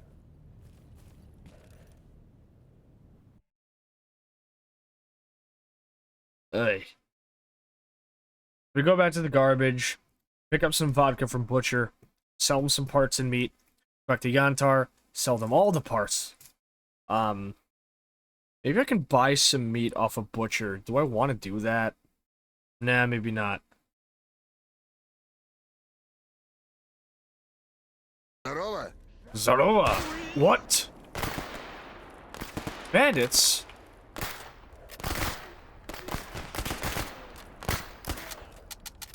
Oh, I tagged him once. Come on, finish him, please.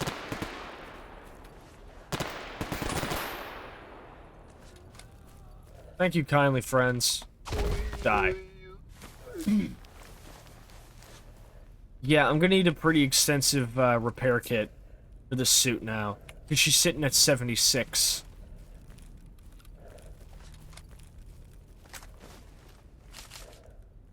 A man walks into an enchanted forest and tries to cut down a talking tree. You can't cut me down, the tree exclaims. I'm a talking tree. The man responds, you may be a talking tree, but you will dialogue.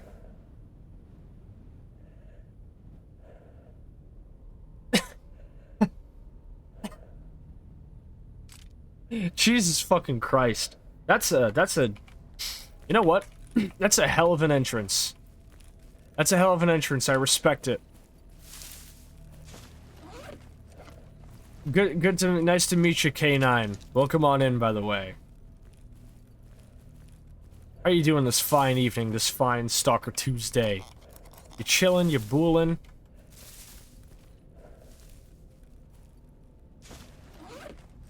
We just cleared out Lab X18, and I'm fucking trying to figure out how to reconcile, how to fix my suit. What if I rewarded myself for clearing out X18 with a shiny new gun?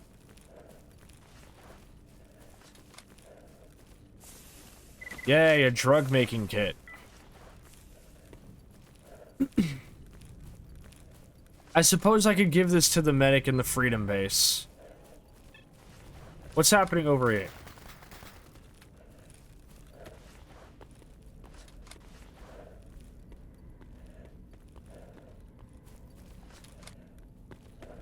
Ba-na-na-na-na-na.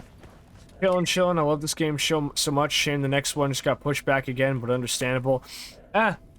Considering I've been playing the series for 13 years, and I'm well acquainted with Stalker 2's development cycle up to this point, a delay doesn't faze me anymore. See, we didn't even used to get delays. They used to just cancel the game and then re-announce it within a couple of years, and the cycle would continue and continue and continue. It was like that for a decade. Gamma gives me warm fuzzies. Could be radiation. Yeah, I got a lot of friends who play Gamma. Hold up, what the fuck? Now wait. Stand still, and get down. Don't drop my gun. Ooh, that was close. That could have been bad. Well, he just killed some of my guys, so,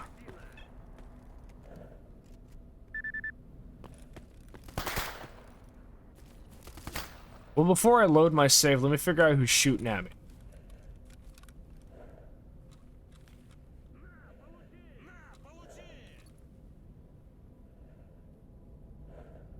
I can't get a beat on him.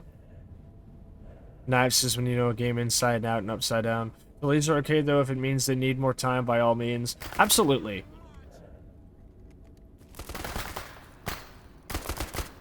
Wait, is this UNISG?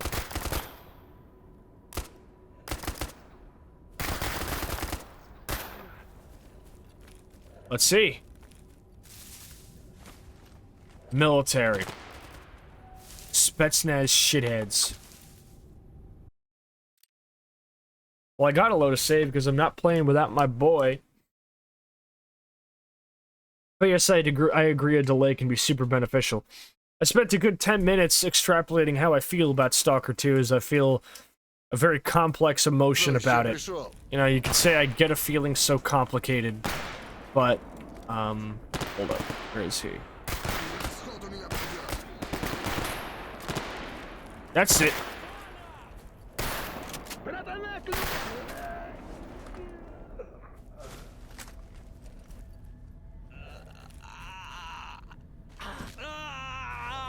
Yeah, hitting people with the butt of a shotgun really never gets old. It's a timeless thing.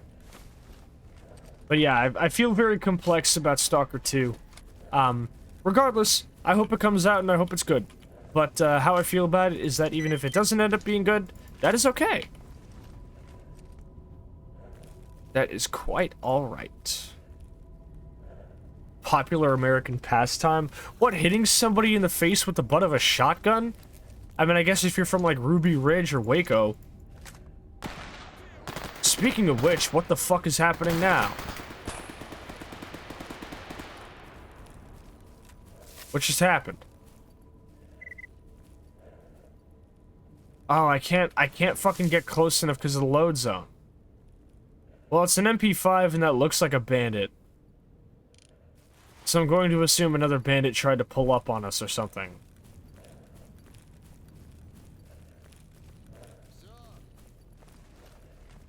Well, now we know we got goons approaching from the fucking north.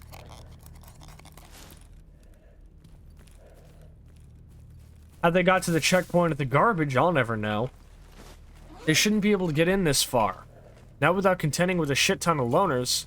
Granted, most loners really aren't looking to tow it with your average USS operative. But for fuck's sake, we're not going to take it lying down, you know? Well... Alright, post up here, fellas. I'm gonna recon the area. Don't fucking move. Now, I swear to God, if any of you two move... I didn't think that far ahead. Why are you getting up and moving? You're in stealth mode, idiot.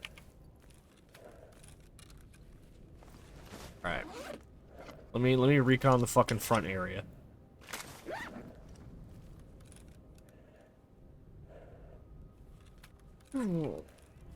Okay. I already hear the gunfight happening.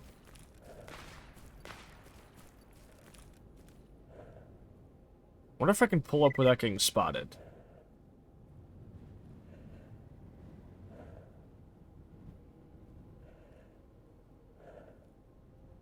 Come on. Don't see me.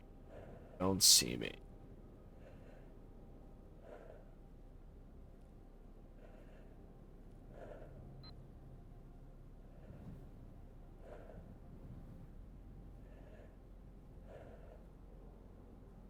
If I just creep up, he won't see me. What if I flicked the fucking fire mode and it immediately alerted everybody to my location? That would be some Far Cry 1 type shit.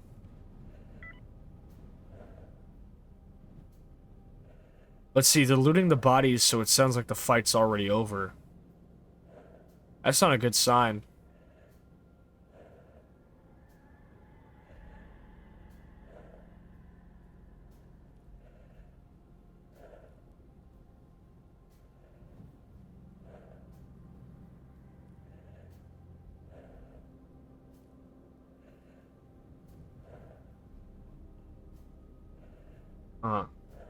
Uh-oh. Meter's filling up.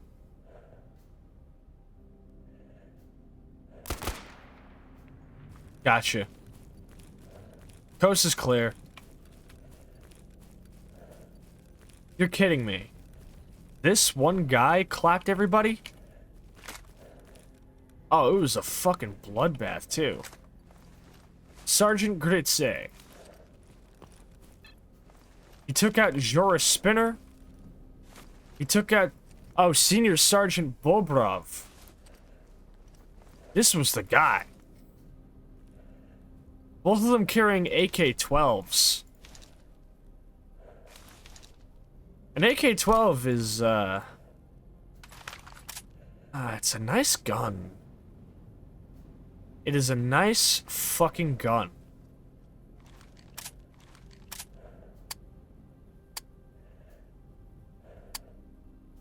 A 2-round burst, huh? Huh. No lasers. Not much of anything of real use to me. I'll bring one back as a souvenir. If you dual wield an AK-12, is that an AK-24?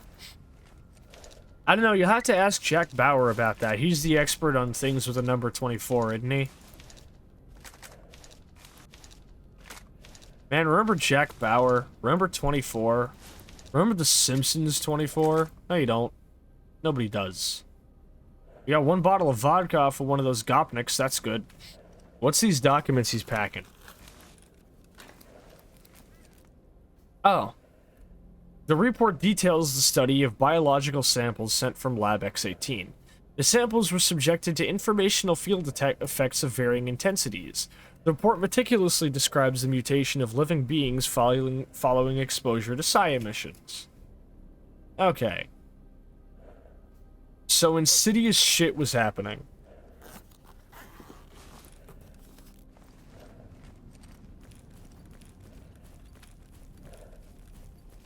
See, the best part about a firefight that you have absolutely zero involvement in is you get to reap the rewards of everything.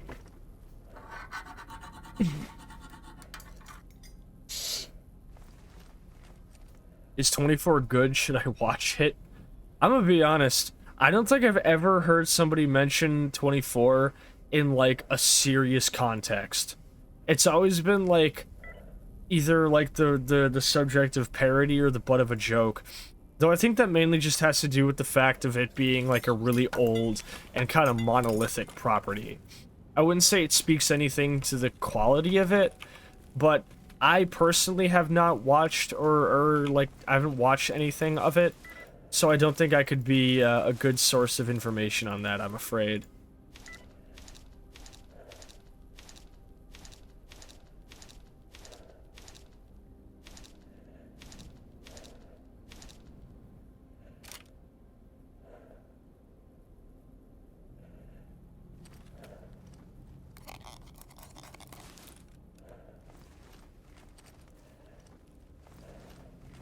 You.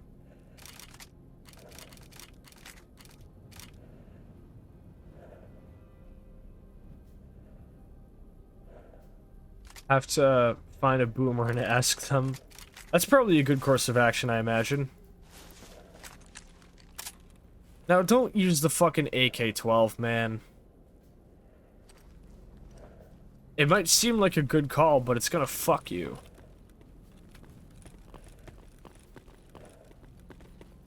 Gun's nearly empty, I gotta be careful. Let's head to the flea market and save.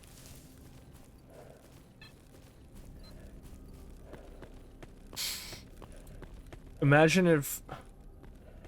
Okay. I understand that what I'm seeing here is your speech-to-text is misunderstanding you. But worry not, White Plume, for I will not misunderstand you. Imagine if in Stalker 2 you could alert enemies...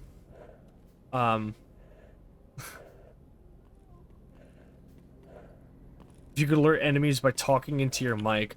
Oh god. Oh god, fuck that. Oh, you gotta be shitting me. Not now, man, come on. Give me the vodka, I'm fucking out of here, man. I gotta go talk to Butcher. I got better shit to do than stand here and wait for an emission to roll over. I think I know what to do. First off, who's carrying the vodka? You are carrying more vodka then.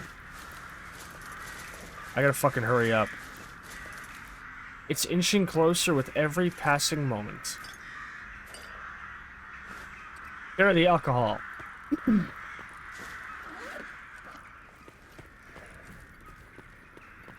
We're making a mad dash for Butcher's hideout.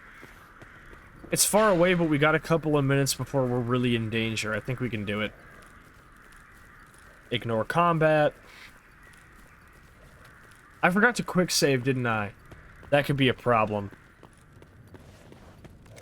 I think the solution is to simply just not take damage, isn't it?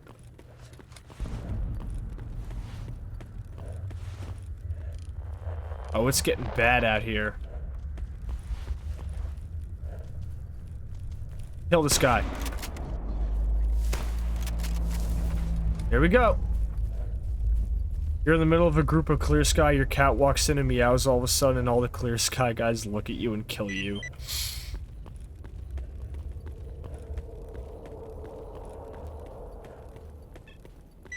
Ah, we're alive. And there's stalkers in here?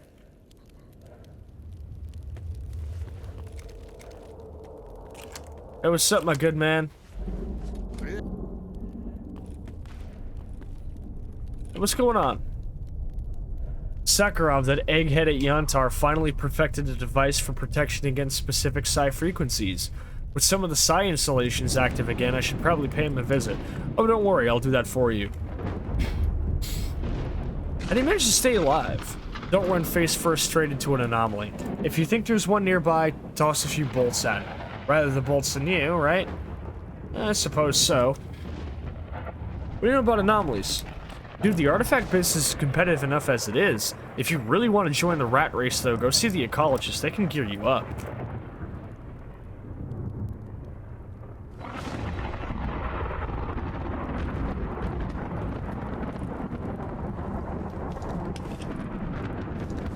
And now we wait for this shit to blow over. There was literally only 2 rounds left in my mag.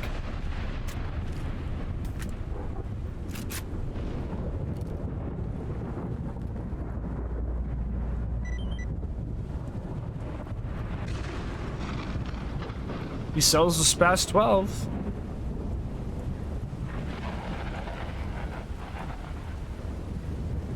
I don't want to sell mutant parts or artifacts to him. He's going to underpay me for those. Do I want to buy a SPAS 12? Do I want to buy a SPAS 12? Because what's Butcher's affiliation? Isn't Butcher affiliated with the fucking bandits, right?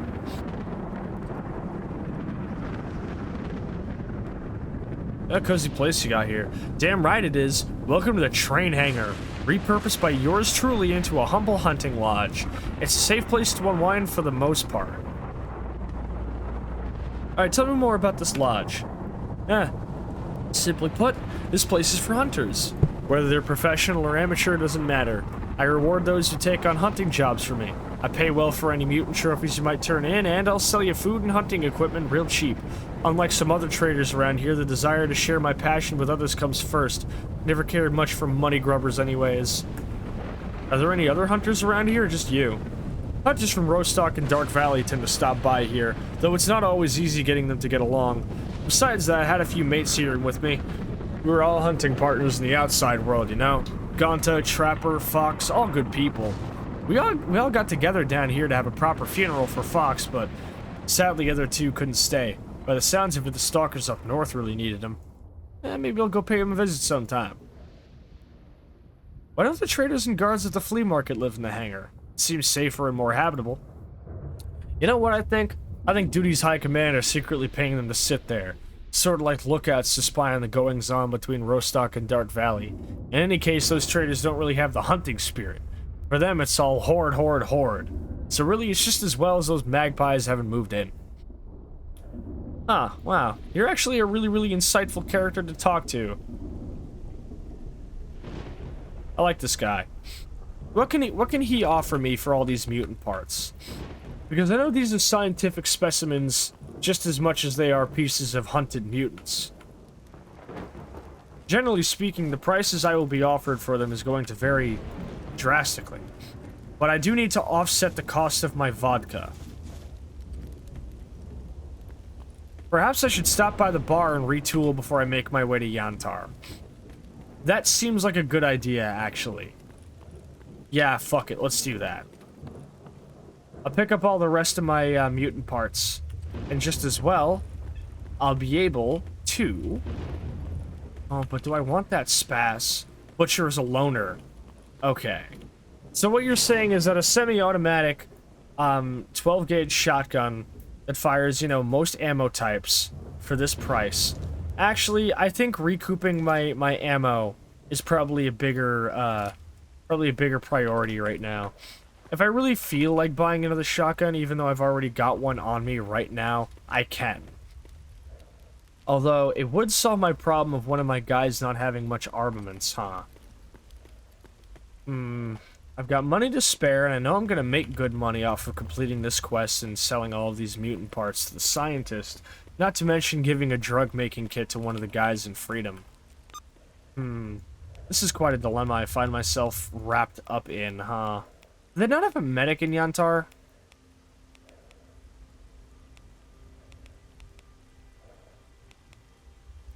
Do I already have the fucking Psi helmet? No.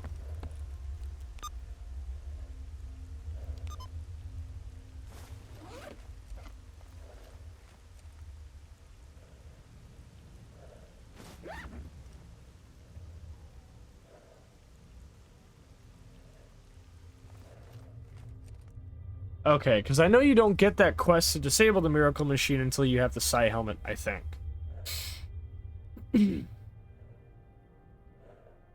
95. If only you sold a Remington.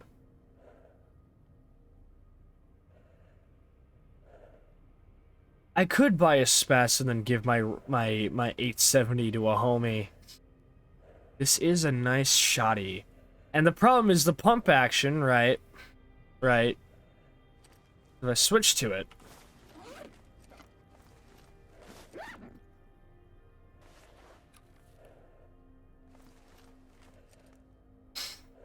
Like, realistically speaking...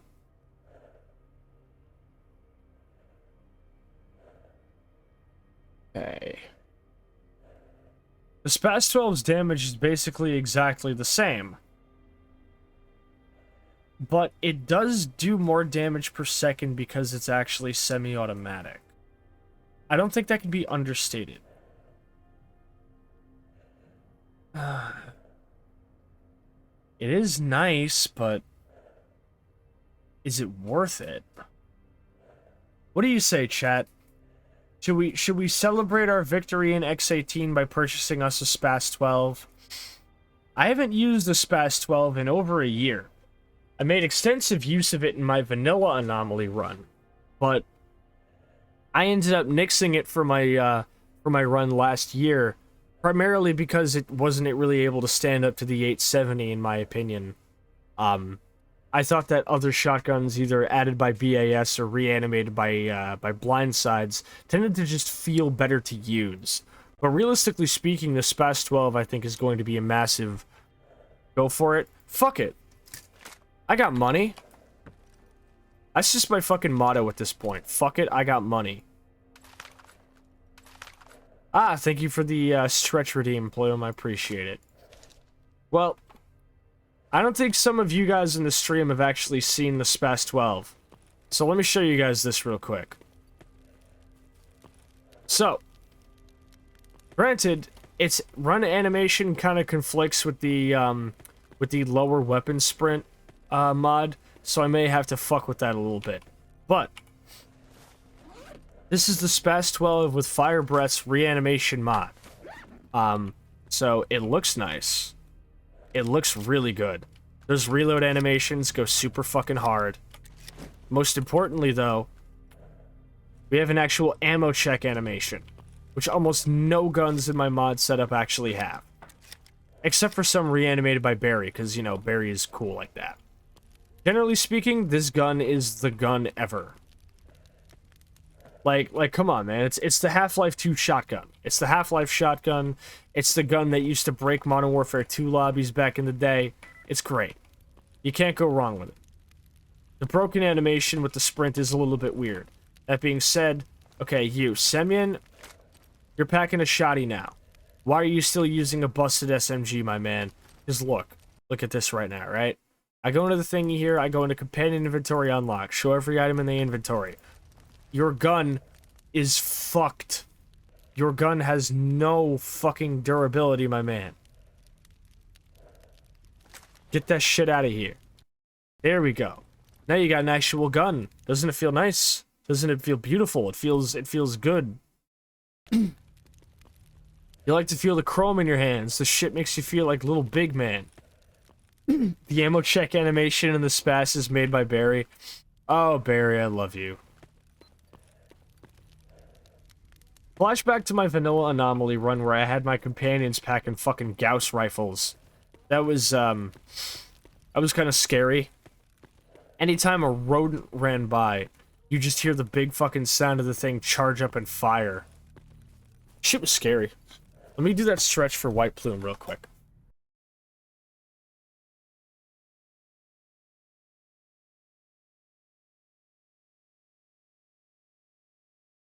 Fucking hell.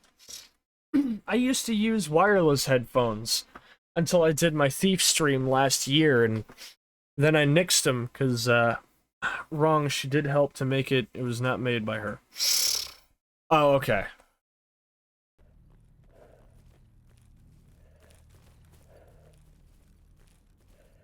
Also, hold on, let me check something real quick. You have me wanting to double check something.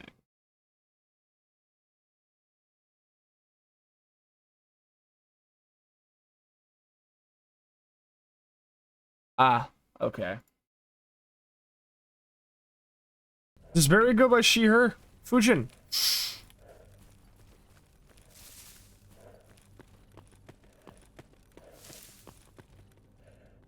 Why am I over encumbered, my man?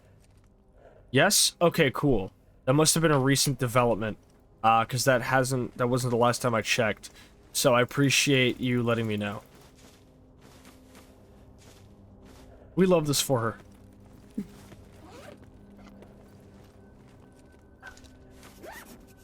Mechanics Manual 4th edition. What do we have here? Nothing useful to me. Absolutely nothing. What about you? Drugs.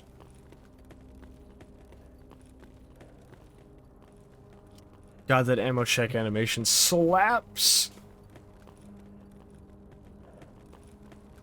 So this is completely semi-auto. You can bring it on, yo. How many times am I gonna reference fucking...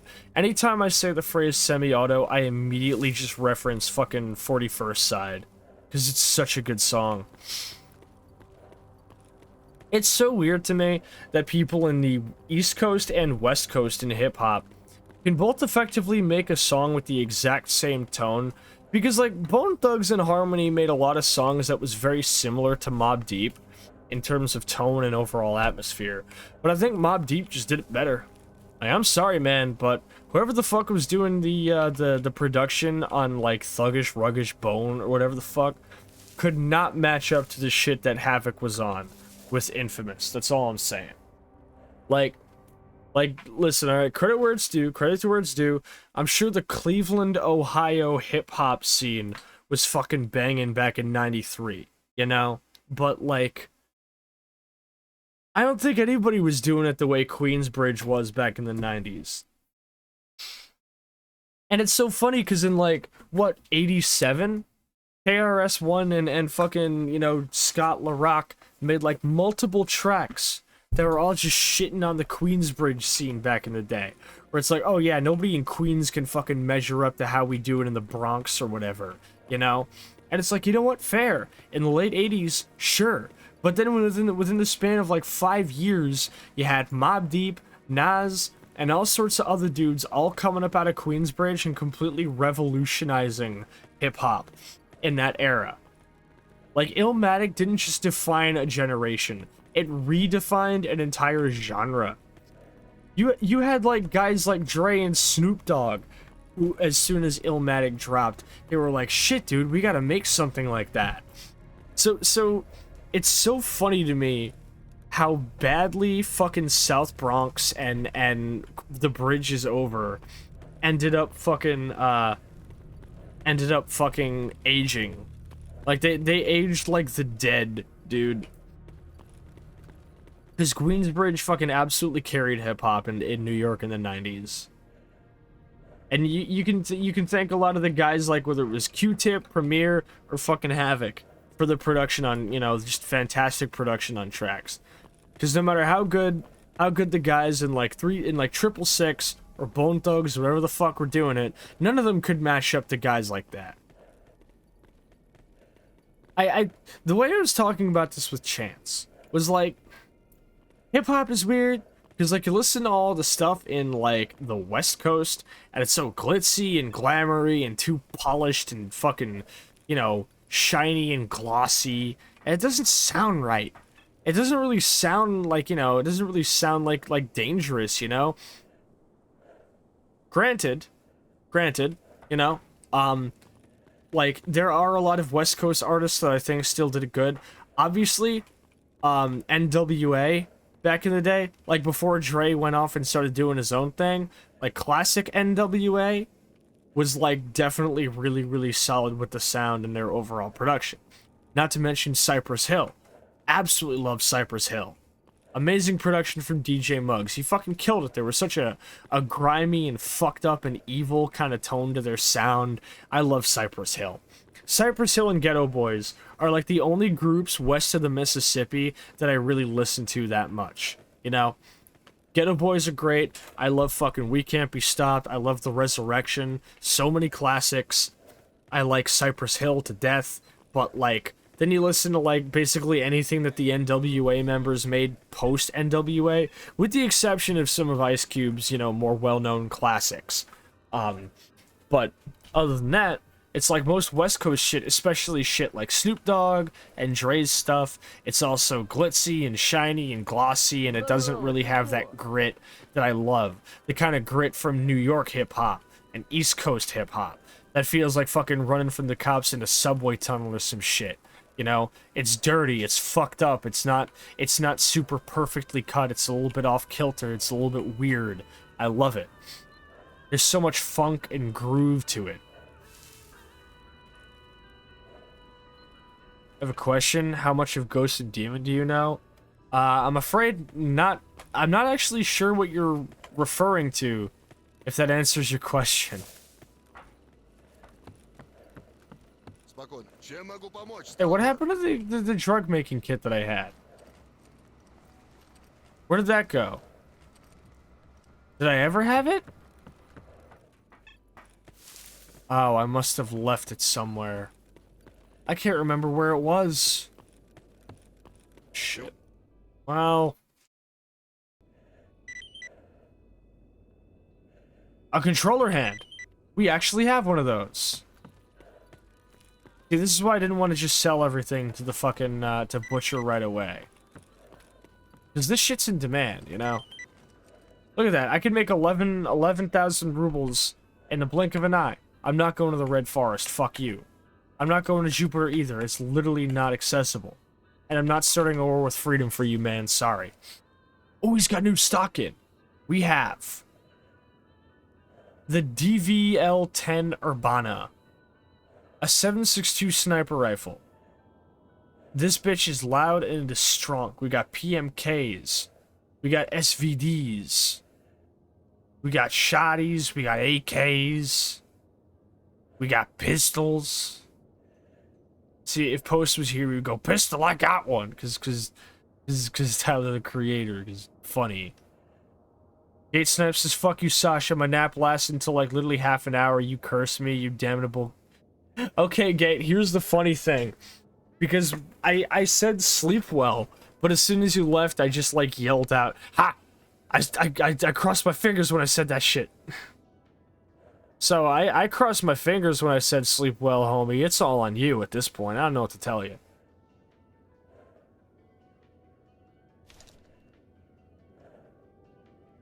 Let me put it like this. Okay, Fujin. I also don't know what those are, I'm afraid. But I have some further context, if you please. None of these are guns that I want. These scopes I can't even put on weapons I'm currently using, unless I start using shit like the AK-5C or the Rifle Dynamics shit, and I don't have any interest in that. Advanced Tactical Kit for the S1, SR1MP. No, thank you. Duty outfits that I don't want. God, all this shit sucks, dude. An MP7 magazine, why would I ever want this? Why did I forget to bring a suppressor for my AK, by the way? You when I get you. Yeah, come and try it, motherfucker. What's the most dangerous thing in the zone? That is a hell of a question to ask me. I am not entirely certain. Some of this ammo is not useful.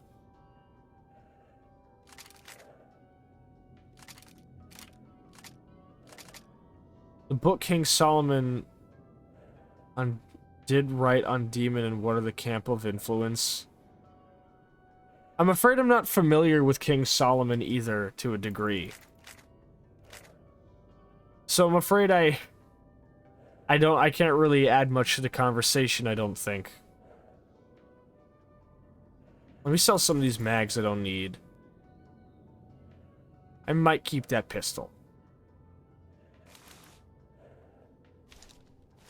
What is the most dangerous faction? Right, I forgot to answer your question, White Plume. In my opinion, the most dangerous thing in the zone is the monolith. And to answer your second question, the monolith. The monolith are the most dangerous thing in the zone. Bar none. They are the horror of Pripyat. They are more scary than any mutant or anomaly that could ever possibly be in your way. Like bar none, the monoliths are the most terrifying thing in the zone. These rounds are for old German rifles. An armor-piercing handgun round. What the fuck uses 7.62 M43?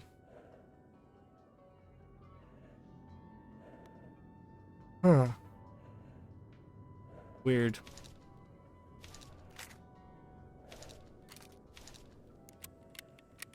Can you explain, because it's been ages since I did a lore dive? Easy.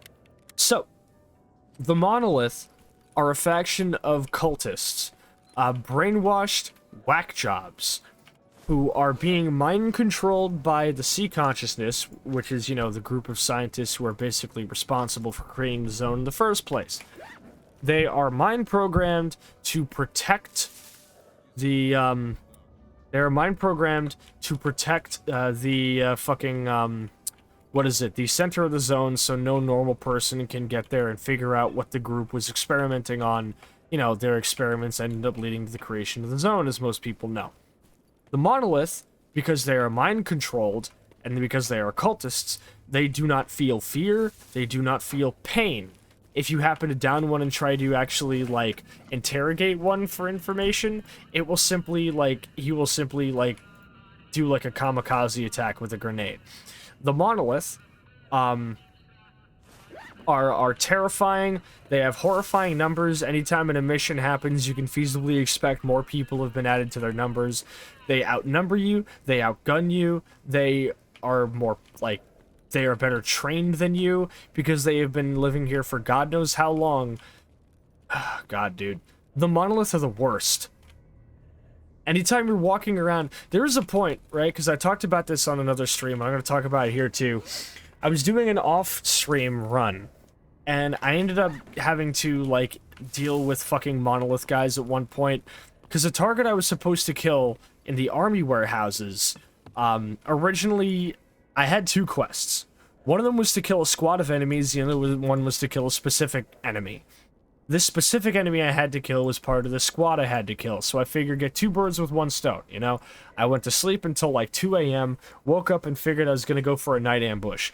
I wake up, the guy's squad is dead, and he's bolted north to the Red Forest, and I have no idea why.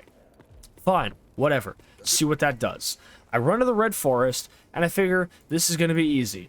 He's gonna run headlong into a squad of Monolith troops or mutants, they'll take him out, easy money. But he didn't. And instead, this wacko who either killed his old friends or survived some double-cross bullshit was up in the Red Forest at like midnight, past midnight, for like an hour, and he would not die. I kept trying to find a way to shoot over the wall to get at him, and that didn't work. I ended up entering the Red Forest proper, seeing if there was some type of way I could get at him myself. That didn't end up being a good idea, because the fucking dude, right? First off, there was a pseudo-giant in the Red Forest. There were also lots of Tushkano, pseudo-dogs, and a variety of other hellish beings in there. So, at one point, I was in the Red Forest, sneaking around and trying to find my assassination target. And I saw flashlights. I saw flashlights coming from beyond because I was still using Gen 1 night vision, like the shitty one that you don't want to use at night ever because it sucks and you can't see anything. But through the light of my night vision, I was able to see that there were flashlights in the distance. I was not into this. And I hid behind a tree before the fucking, you know, like a detection meter could fill all the way up, and that would have become a genuine problem. Thankfully. Also, let me double check this real quick.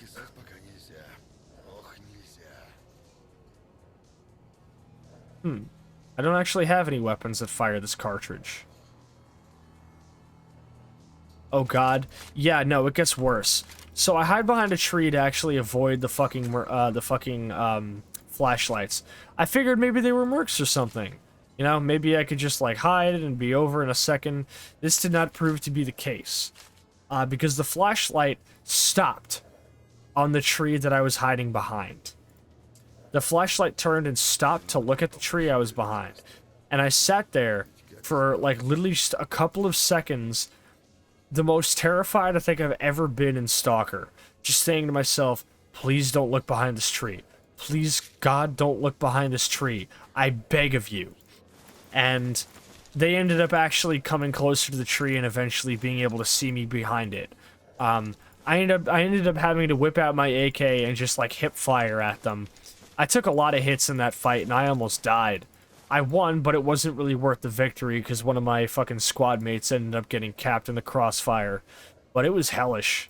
It was fucking horrible. I would never go through that again if I could help it.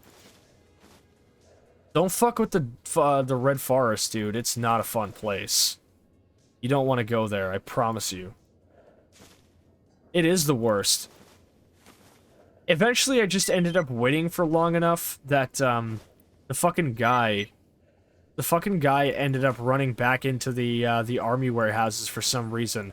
I caught up to him there and just took him out, and it was, you know, easy money, I guess. But still, what a nightmare. I know I use the term tactical nightmare often, because I think it's very descriptive of situations that I think nobody really ever wants to be in. I think it is especially descriptive of that situation I found myself in at that point. Should send my friend in there alone. You are evil. You are evil and monstrous and diabolical. And I'm terrified of what you may bring upon the world if you are unleashed. How did he live? I don't know. He just kind of dodged the mutants and the monolith squads. You seem to be especially hardy.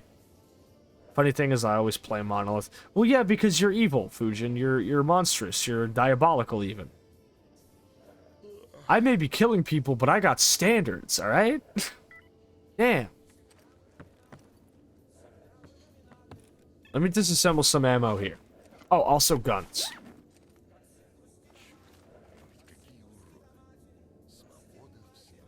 All scopes for Picatinny. I have an idea. Let me see that reload real quick.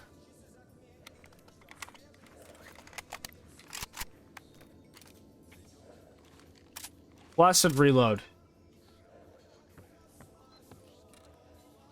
No laser. In all manner of things, I think this gun is a little bit flaccid.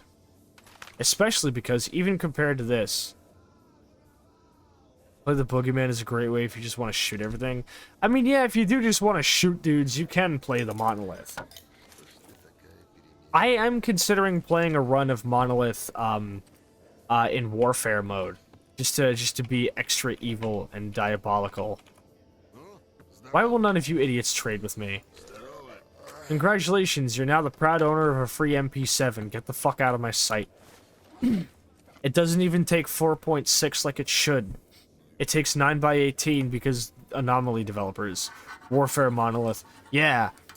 Play Warfare Monolith and take over the whole fucking zone. I'll tell you guys what I do like to do.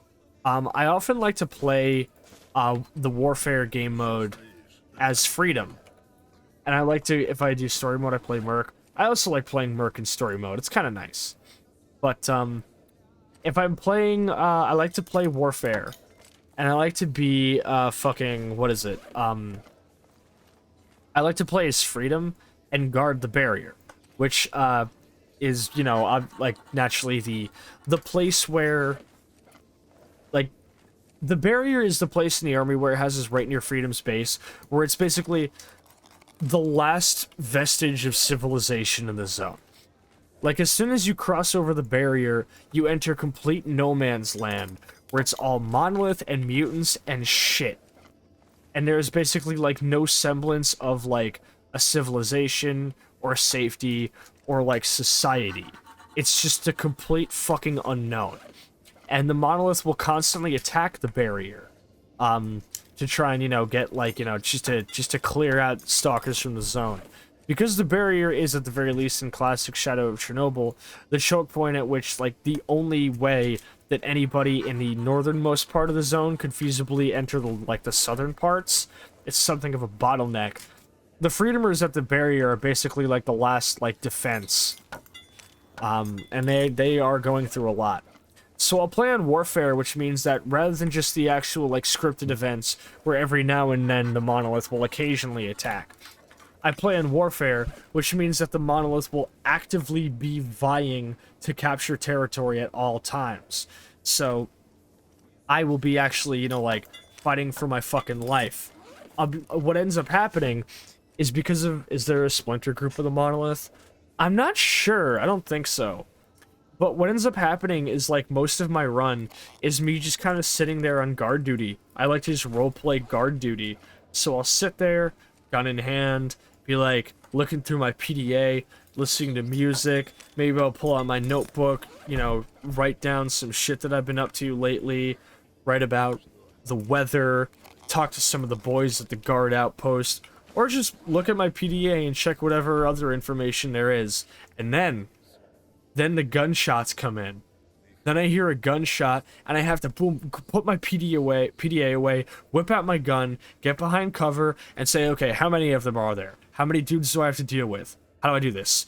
And before, you know, as quickly as I can, I try and figure out how to assess the situation, clear out the monolith soldiers, and then once the fight's all done, I take whatever loot I've earned off the people I've killed, I bring it back to a little stash box I keep at my guard post, and then I wait until the next fucking thing to happen. You'd be surprised how immersive it is to just roleplay a fucking guard, you know?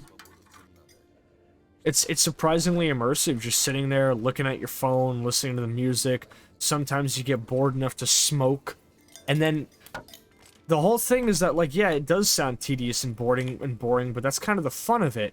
Because it's tedious enough that it allows you to, like, it lulls you into a false sense of, like, a false sense of peace. Or tedium. So you'd be like, yeah, well, guard post is fucking boring or whatever. Oh shit! And then you hear the gunshots go off again. And then you got a lot to worry about. So it's cool. I love that kind of shit. I'd never get sick of it. I need to do it more. I'm gonna disassemble these notes. I don't need them.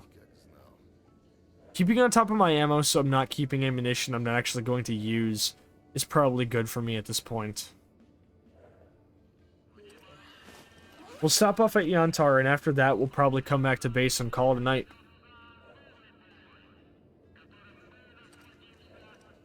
In the original games, there's a group of Monolith that's friendly. Yes, in Call of Pripyat, Call of Pripyat canonizes that there are groups of, like... Because after the events of Shadow of Chernobyl, Strelok does destroy the sea consciousness, which is the big mind control device that literally is the reason the zone exists. He destroys it. So the fact that there are still Monolith soldiers is highly, it's highly worrisome, because it implies that the zone is now completely out of control. But after Strelok destroyed the sea consciousness, there did end up being Monolith soldiers who were freed from its influence. And there's an entire squad of them that are completely displaced and have no clue what to do with their lives. So a big side quest in Call of Pripyat is finding a faction for them to call home. And their leader ends up becoming one of your companions on, like, the endgame quest, essentially. It's really cool, I like it. Hey, Stalker. Hey, I found some old documents here. Are you interested? Yeah, sure, let's see what you got here. What? Oh, okay. Listen up. These documents are indeed worthy. They contain information about experiments involving the zone. If I were you, I would be careful about putting them in the wrong hands. Here's the deal. 9,635 rubles is a good price for such documents. I will get you covered with other stuff as well. I'll arrange more money for any other documents you can bring. What do you think? Deal. We got an improved titanium grid, almost 10,000 rubles, and 2 things of side block. Great.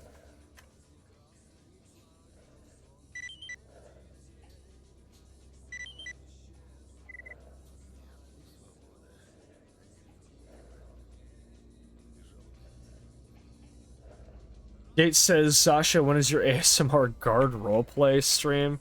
Jesus. White Plume says that means there might be multiple mind control things even deeper into the zone. I don't think so. I don't think so, realistically. I think it just implies that once what has been done to the zone has been done, it can't be reversed. That's just how the world is now. Because if I remember correctly, a big aspect of Call of Pripyat's ending is that even if you do end up having literally like the best ending you can get, the problem is that it's always made clear that the zone is going to be simply expanding forever. It's never going to stop. It's just going to keep getting bigger until it consumes the whole fucking world.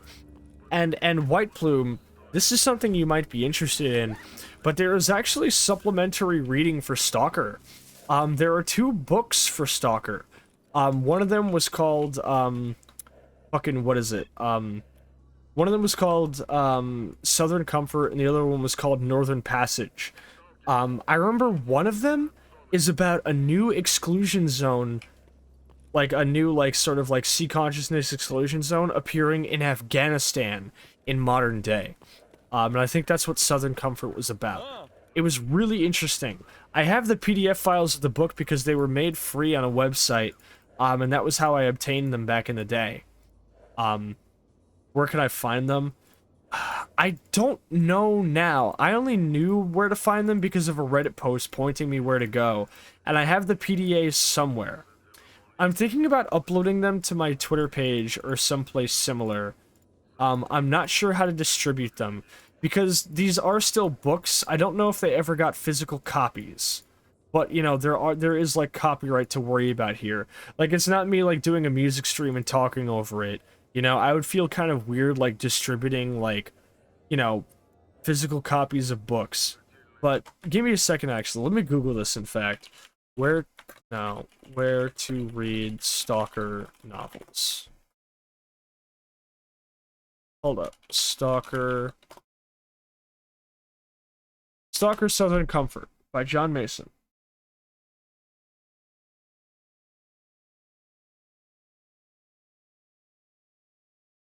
It's free on iBooks.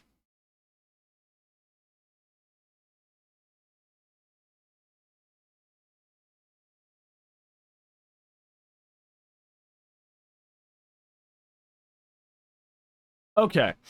These are not the optimal ways to read this book, or these books, but here, peep this. On Smashwords, both Southern Comfort and Northern... Actually, hold on a second, I've got an idea here. Can I not delete these chat messages? Give me a sec. I've got an idea. We're gonna have this message pinned. We're gonna have this message pinned until we finish the stream. I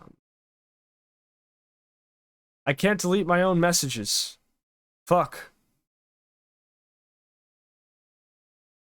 Give me a second. Why can't I delete my own messages? Why would you do this to me? Bullshit. Alright, hold up. I'll figure this shit out if it kills me.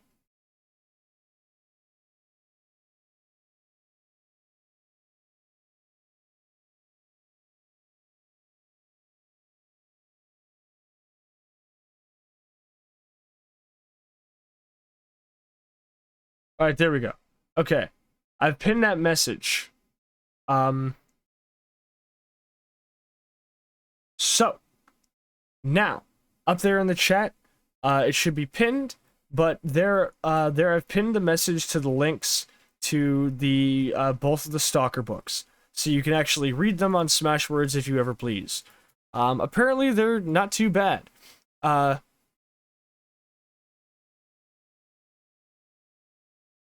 Because if I remember correctly, they're not just like regular books. They're like, or what is it? Like, they're not like fan works. Like, these are like, from what I can tell, like actually syndicated by the Stalker developers to some degree. If I am incorrect in that, feel free to let me know. But from what I can remember, I'm fairly certain that these are like basically like, you know, semi-canon. I'm fairly certain that they might be decanonized. Novel made by the dev team. Okay. So these are about as close as you'll get to supplementary literature for Stalker at all. So there you guys go. Hope you enjoy. I still have yet to read them. I would like to buy physical copies if I could. One of the only books I still keep a physical copy of is Metro 2033, the original. I've been trying to get my hands on Roadside Picnic, but I'll be damned, it's difficult.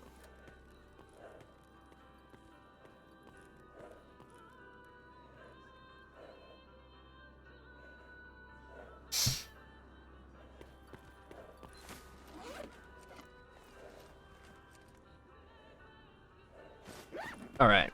I'm gearing up to go out to Yantar real quick. We'll sell off the mutant parts, the artifact, trade in the vodka, and then it'll be smooth sailing from here on out. Oh, and we'll also spend shit tons of money on a fucking Psi helmet that I don't really want to have to buy. But I do have to buy it. The great tragedy of our times.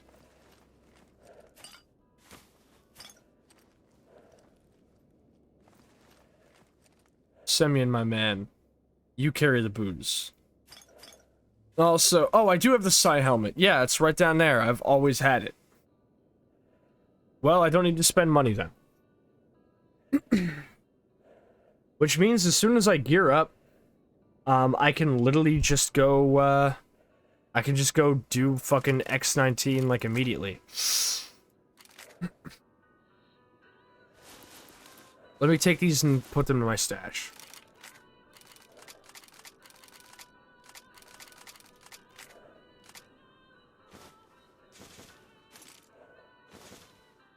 No, put the fucking dog fangs back in. Oh wait, you need these.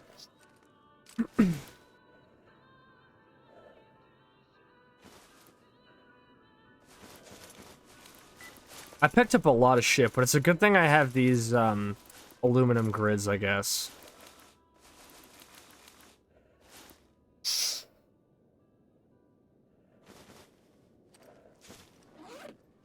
You're amazing. Thank you. Fujin says I have the Italian version of Roadside Picnic. Oh shit, nice. Didn't even know there was one. Well, I guess there's an Italian version of most things, huh? That's a bit of a silly thing for me to say.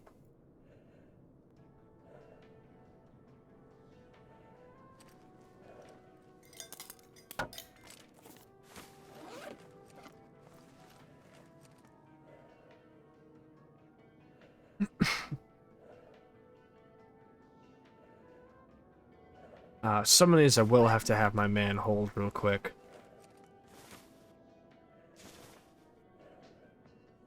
Was difficult to have because it's no longer in sale. Yeah, I can imagine so, huh?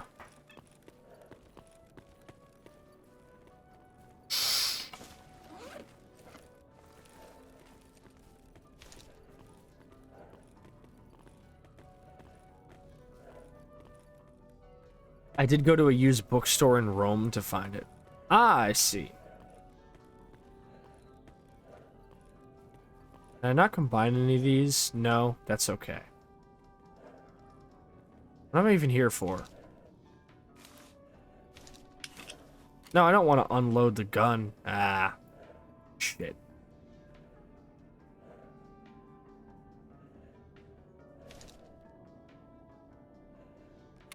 There we go. Right, because I have a Picatinny rail. There's a Picatinny rail on front, and this shit looks terrible. It's a 2-day trip from where you live, plus 1 day in the sea. Yeah, that ain't worth it now, huh?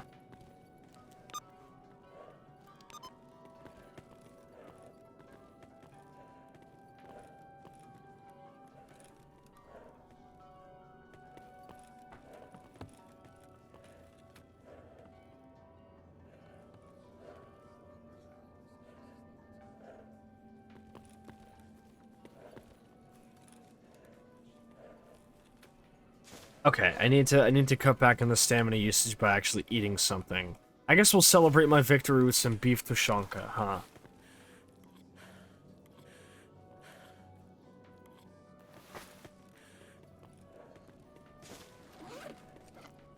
Even so, this is ridiculous. Проходи, не задерживайся.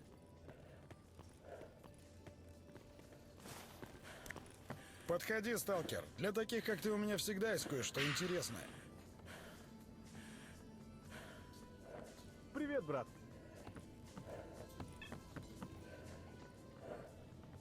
Stand still, boys. Give me these things. I guess I'll just add this pistol to my collection and see if I actually want to keep it.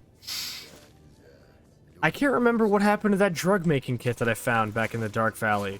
Where did I find it and why don't I have it anymore? Was it on a corpse? I think it was on a corpse. That'll do it. Ah, thank you for the Hydret redeem, Alaris. Welcome back, by the way. Who's carrying the meat?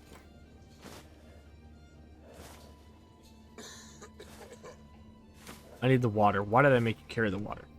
Other than Monolith, what faction is the most dangerous? Huh. I don't know. I guess it depends what your allegiance is. Also, I disassembled like an entire magazine of armor-piercing AK ammo. Whoops. Sorry. Eto bleh. Hey, 5.56, I'll take that. And here's more of that fucking ammo that I don't actually use. 7.92 SA. British military. Don't care. Duty, usually, they always got good armor. Yeah, but if you're like an enemy to duty... If you're like a regular stalker, I would say mercs are pretty bad. Because, like, the military, there's, like, a lot of them, and they're not too bad equipped, but they have pretty bad armor. I would say, generally speaking, the military, at least for early game. I mean, like, I would say the mercenaries, at least early game. If we're talking, like, late game, I think, like, UNISG and Sin are pretty fucking bad to have to contend with.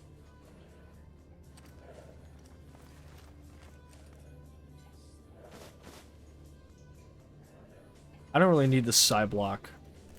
Or don't I, actually? Where is it? I'll get up and do your hydration in just a moment, Alaris. I am organizing something real quick.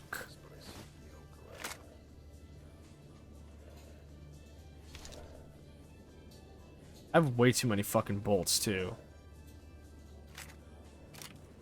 Alright, I'll disassemble and sell these. Don't need aqua tabs. Keep the water. Don't need this right now. Sell the harmonica, sell the picture. Elite mercs can be scary as fuck. Yeah, like exo merc kill squads are fucked up. We don't like those here.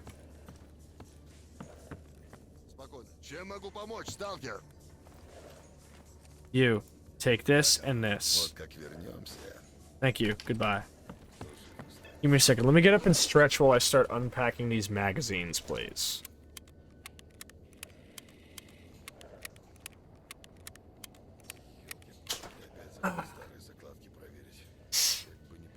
Helps to make sure my posture is still good.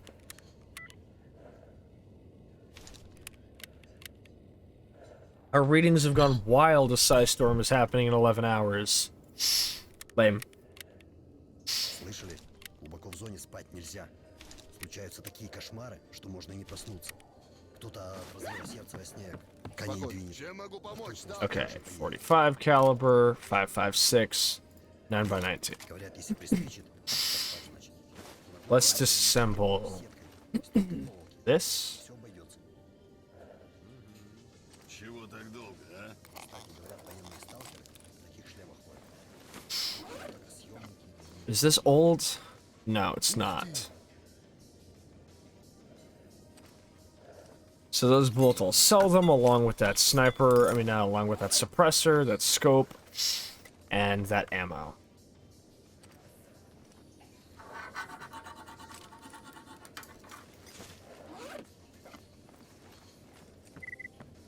Oh, and which mags am I keeping? Полный ноль. А раскисать пока нельзя. Ох, нельзя. Let's double check. No duplicate suppressors. SVT 40 mags, don't want. Never gonna use a VZ whatever the fuck. Walther P99 mags I need. SR2Ms, no. Stendos for the FAL, sure. I don't even keep an MP5. Don't want an MP7. I'm willing to keep up to 10 magazines of AR mags, and that's it. Beretta 92. I don't have one in my inventory, and I don't want one. You've got more mags for the Colt 911. CZ52, don't need. No Fort 17s. I don't need that many Glock mags. EMs I don't use. You think they will change where the games take place? Nah, Stalker 2's in the same zone. Yeah, it's gonna be in the Chernobyl exclusion zone still. Duty is no longer a thing. That's interesting. I mean, let's be real. I don't think duty was really fated to last very long. You know? They were just kind of another, bunch of wackos in the zone who wanted to exercise power over other people. They didn't really have a plan. I think it's pretty predictable that they would have collapsed at some point. Oh, after 2? I'm not sure. I'm not sure if there are really plans for after 2. 2 was never really part of the plan to begin with, I feel.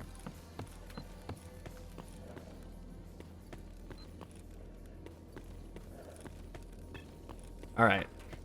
Once I sell these, we can start making our way back to Yantar. We could probably clear out Yantar and be back before nighttime. It's 7 p.m. though. That feels like a bit of a stretch.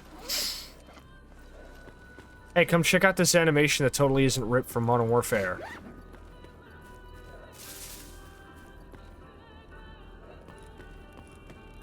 And it does have a sound, but it doesn't seem to want to play. You know what? Hold up. By the way, speaking of which. Animation and ballistic plates. Game data. Sounds. Plate sound.ogg. Invalid OGG comment. It's supposed to play that sound. So why doesn't it? Wonder if it's like a corrupted file or something. I'll just go hit up the developer.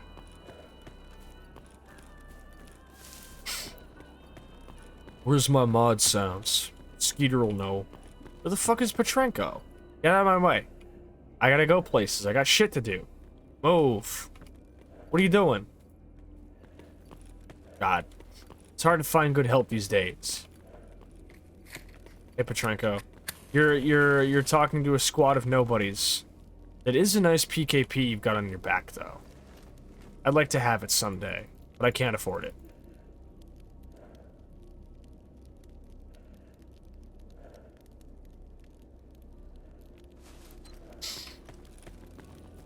Alright. Ammo and other weird shit sold. Let's get out there, buy ourselves some repair shit. Oh shit, repairing the suit, repairing my armor may prove to be a bigger difficulty. Because I didn't give Mangun the tools yet, so he doesn't even stock the type of things that I would need to repair this armor. Peregrine sure fucking doesn't either. So realistically speaking... Oh man. Yeah, screw in Peregrine and Mangun. None of the traders anywhere out here actually have tools.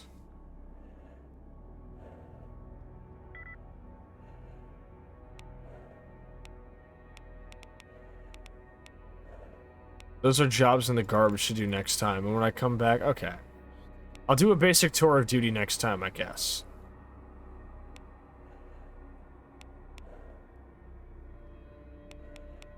Huh. There's a guy in the Red Forest, and he's not even in the usual Red Forest area. It could be feasibly possible to go hunt him down, but I don't think that's my thing tonight, for sure.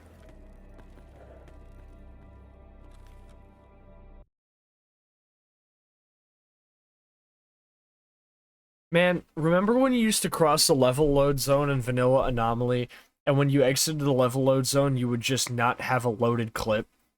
So you would have to fucking, like, reload it. And if you happen to be carrying only one rifle grenade, and you didn't have any more in your inventory, that one rifle grenade was just gone. So your Hail Mary in case of a Chimera apocalypse just was out of the fucking question. Wasn't that so funny? Who's your favorite faction? Well, my character is ex-mercenary, currently freelance, so, you know, I like the loners, personally. They're the most bog-standard group, but the loners are just, like, everybody who isn't, you know, like, fucking bloodthirstily, like, aligned with any type of ideology. In the case of mercenaries, that ideology is money. It's hard to argue with an ideology like that, I feel.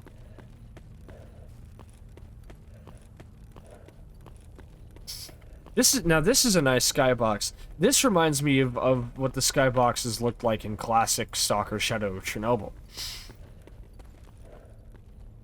I miss them here. They're sorely missed. Now, I can't rule out the possibility that mercs might be posted up out here. So I'm gonna have to draw and be careful. I'm really hoping there aren't any, though. We do have Psi mutants, though, because I'm not so lucky. Huh, we're in luck.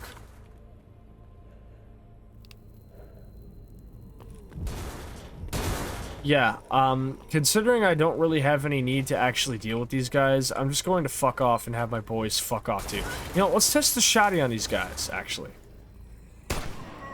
Oh, that's beautiful. You guys go deal with that fucking poltergeist, please? He's pissing me off. Granted, once you have, like, decent armor with impact protection, fucking physics objects attacks literally don't mean anything. I'm gonna stab this dude. Where'd he go? Oh, there he is.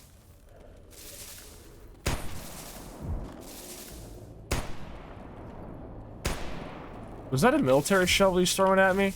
Yoink. So yeah, I guess I'd go with loners first, and mercs second. Sometimes I miss being a stalker, then I remember the bandits and marauders. Yeah, marauders there are. Marauders there fucking are.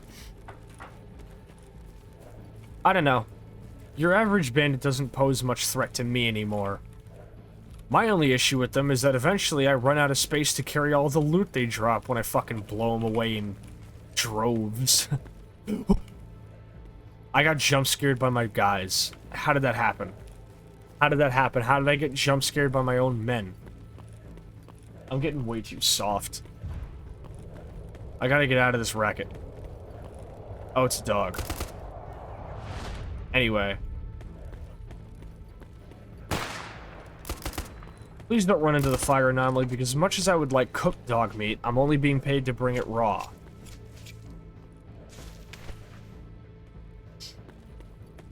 Speaking of good cooked shit, I had some fantastic fucking baked mac and cheese the other day. And by the other day, I mean yesterday. So I made up some regular-ass Velveeta shells, right? Then what I did was I cooked them up with some panko breadcrumbs and some more fucking shredded cheddar on top. And, oh man, it was good. What's your... Fuck! What's my favorite gun for each faction? Or no, for each gun type? I mean, for shotty, I'm personally fond of the Remington 870. There's something I really like about the 870. If we're talking about assault rifles, I'm a basic bitch who loves AR-15s, so M4s. In base Stalker, they're kind of like in like regular vanilla Stalker games, there's only the LR300 ML or whatever the fuck, which is cool, but you know, it's kind of mid. But I don't know, I just stick with the M4. But sniper rifles, I really like the Remington M700. Though I will take a fucking you know, M82 if I can find one. And with pistols, I really just kind of like the basic Glock. I'm kind of a basic vanilla bitch when it comes to guns, but if it gets the job done, it gets the job done. Hawk5by says, while being a contract worker in the actual zone, I can tell you that those that you meet there are 100 times worse than the games depict them. Oh god, I can imagine. When I was doing my live 2D model re-debut back in April, we spent a good amount of time just watching videos of people in the actual Chernobyl exclusion zone doing urbex shit. It was really cool. I liked it.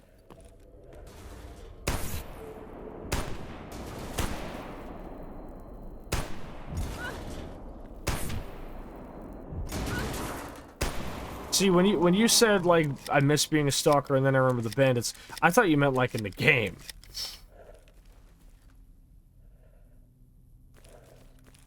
How did I get killed by a fucking fire anomaly, by the way? Like, the most basic-ass fucking thing.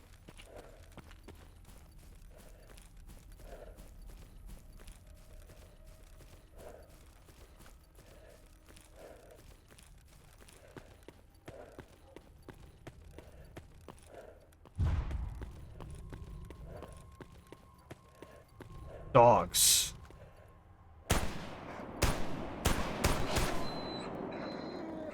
Well, there goes more armor percentage. At this point, I'm wondering if I should just bite the bullet and spend a bunch. Bro, I'm at 73 fucking %. Dude, I'm sorry. I think I'm just gonna buy new armor, dude. Like, dude, this armor fucking sucks. I'll give it to one of my companions. Gonna tell my friend to run straight into the anomalies when he doesn't know what they are. Jesus.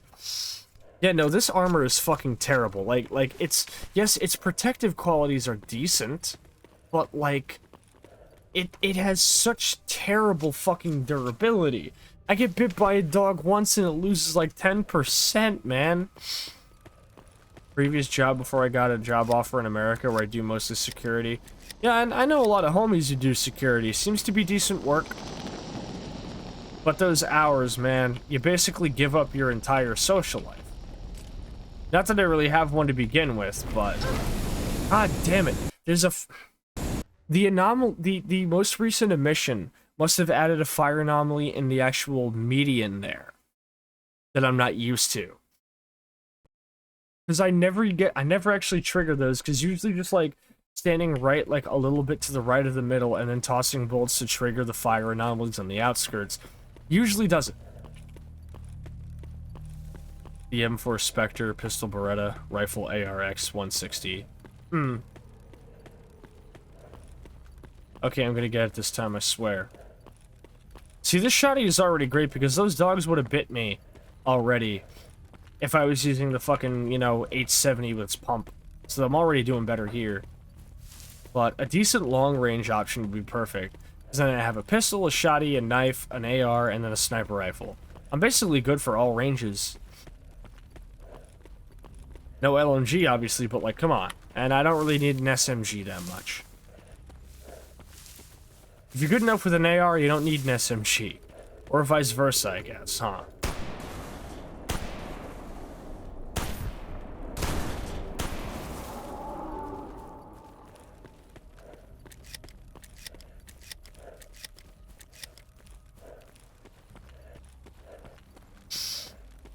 Alright, I'm not gonna get killed this time. Watch me get killed this time.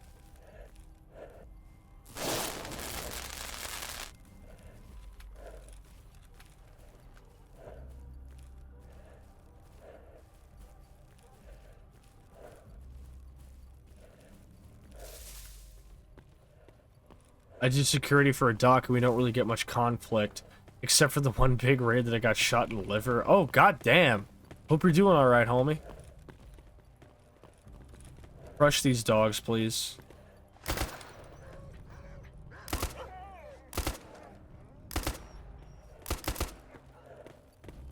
They'll be back.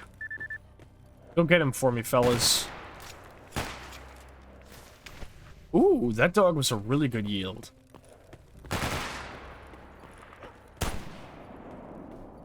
Don't walk into the fire. It's perfectly good meat you're wasting, you fucking idiot. Yeah, he is dead as hell.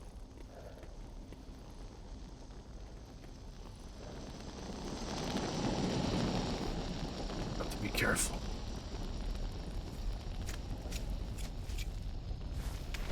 So tell me, how did I get killed here?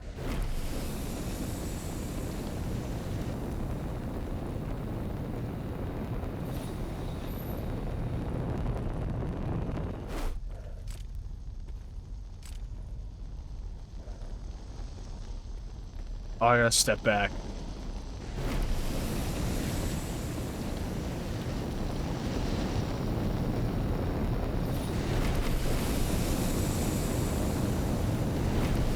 Oh.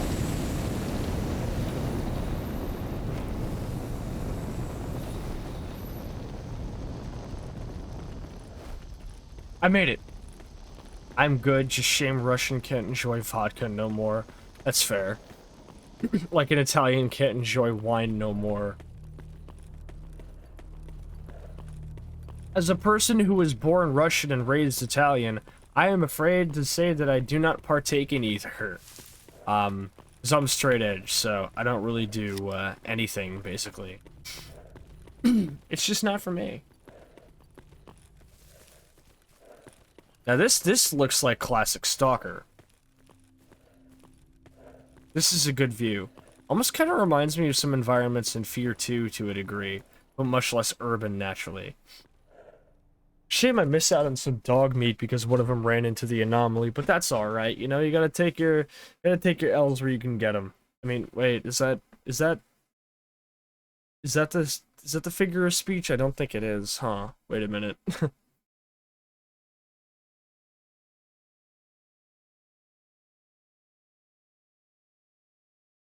I don't usually partake, just use it as a painkiller. I tend to just use, like, aspirin as a painkiller, but I recently learned that my classic headache removal strategy of drinking shit tons of water, then taking a fucking aspirin with a cup of black coffee is apparent, or not black coffee, but like strong coffee, is apparently not a good thing at all, and I need to stop doing it, which is unfortunate because it was kind of nice, but you know, I was like, oh look, it's the perfect triple threat, you know, water. Born in Russia and raised in Italy. No, born in Russia, raised in America by a family that is half Italian. Or like a third to a quarter, depending on who you ask.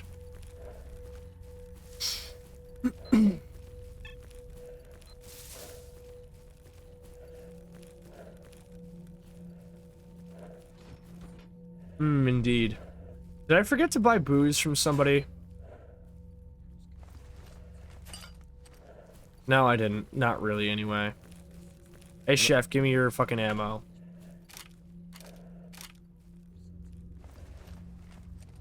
Look at all these old-ass AKs he sells. Veracada. KS-23 fires a steel-pointed bullet used to forcibly stop vehicles by damaging them. It's anti-material. Fucking hell. And a VOG 30 grenade.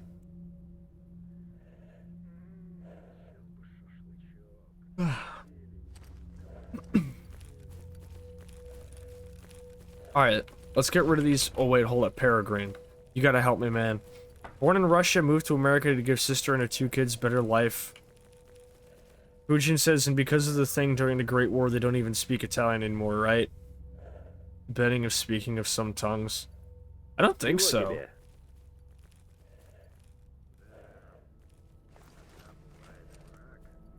Okay, 75%. You gotta have something. Advanced sewing kit, I'll take it. This should be enough to tune my shit up when I get back.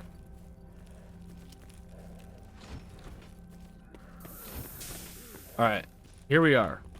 Scientist bunker. Come on, get over here. Don't be shy, fellas. Let's talk to big man Чем Sakharov пожаловали в here. мою скромную лабораторию? I can't remember what Всего Shempanjali наилучшего. means. Alright, if he doesn't literally get on his knees and blow me for all of these mutant parts, I'm gonna lose it. Like, I want it to sound like a dog drinking water out of a bowl, man.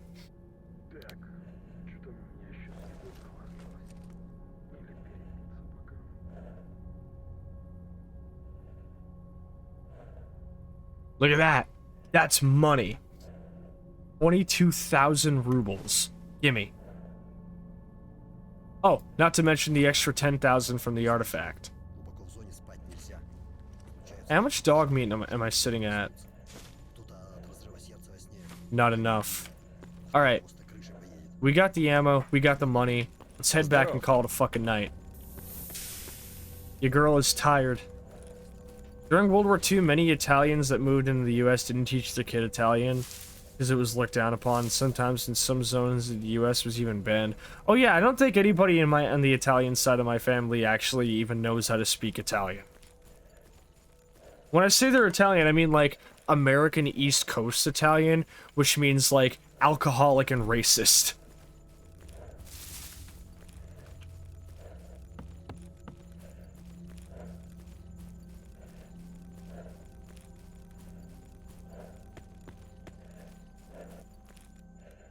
Oh, I almost left them behind, huh? That could have been embarrassing.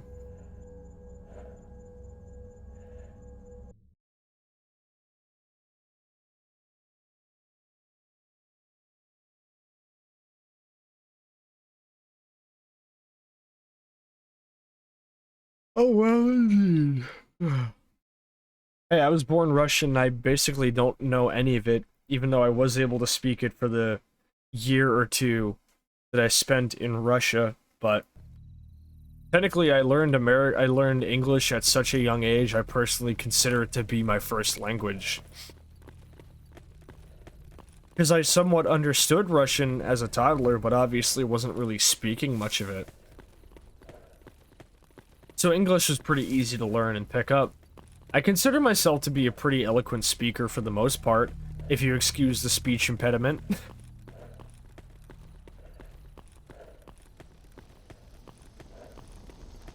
And everyone's like, "Oh, Sasha, how do you speak like that?" I'm like, "Cause I listen to too much Touche Amore and Counterparts.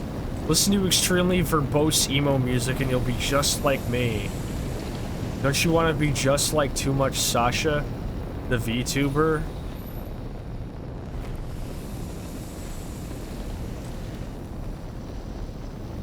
Whoa. A little bit too close for comfort. Yeah, I was right. We're gonna be back to the fucking bar before it even, before the moon even comes up. Well, if we run, anyway. So, what I wouldn't do for a camelback. Welcome to the zone. Don't know how to fix something? Pop some pills and you'll be well on your way. I swear to God, if some mercenaries showed up here while I was gone, I'm gonna fucking yeet my shit out the window. I thought the reeds on the top of that plant there were a lurker for a second. Fusion says I'm writing English, and writing English for me is still a problem, but in spoken one, I'm not, like, stupid. I see. But yeah, want to talk like Sasha? Listen to La Dispute and Counterparts, and Being as an Ocean. This is a live one. Dreckles 24/7 Scorch, thank you for the follow. Welcome to the Pripyat City Hate Crew, and I hope you're having a wonderful night. Don't even have a thick Italian accent. That's fair. Any semblance of a Russian accent I used to have got quickly overridden by a Brooklyn one. And it's a weird Brooklyn one, because it only really comes out when I'm mad. It just kind of happens.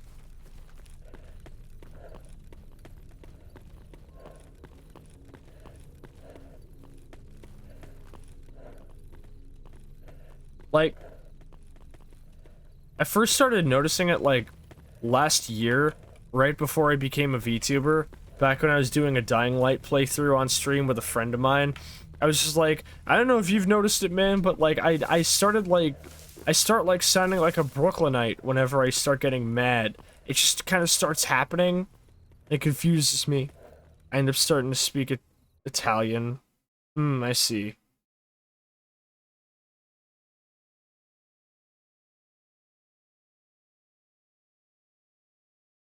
Italy's weird.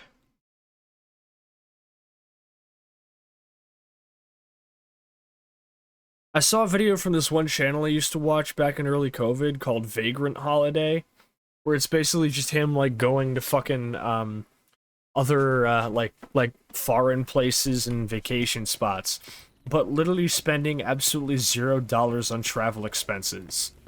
Or at least, like, very little on travel expenses. So if I remember correctly, in his Rome video, he actually ends up, like, discovering an entire, like, encampment of, like, bungalows that are probably going to be built into, like, some type of, you know, like, either campsite or other, like, weird, you know, fucking, like, place to be rented out. But because they're still in construction, the construction site was, like, abandoned. He basically slept in, like, a hotel's construction site overnight. He went to the fucking Coliseum, and because it was off-season, there wasn't even anybody on security, so he just hopped the fucking turnstile. At one point, I remember one of his vacation videos, he just slept in a fucking broom closet in a hotel. Nobody knew he was there. Because, like, you go, you don't have anything on you but, like, your wallet, your phone, and maybe a knife. You don't have to worry about having to hide or lose anything. You just sleep posted up in a fucking janitor's closet and you're set. And of course, he did a train hopping video as well. There was also one where he went to an island that was basically being used as a penitentiary, as a fucking, what is it, God, what's the word? Like an island that was mainly being used as a maximum security penitentiary for, like, really, really dangerous people. And you're not even allowed to travel to it if you're a civilian. So the motherfucker just canoed there. Like, he fucking kayaked there. The guy kayaked to a fucking maximum, like a supermax prison island at night. And he's walking around with a fucking flashlight just looking at shit. And he's hiding every time, like, a fucking car patrol comes by. It's fucking harrowing. If y'all want some good fucking viewing, go to YouTube and watch Vagrant Holiday. Love that shit. For a while, he was doing a thing where initially his videos got, like, re-uploaded by, like, himself. Some people, like, hypothesize that he did this because his old channel was gaining too much reputation. And because of the likelihood that he was, you know, like, because of the fact that he's basically kind of doing something that's illegal, and, you know, putting it on YouTube, he didn't want to be getting that much attention.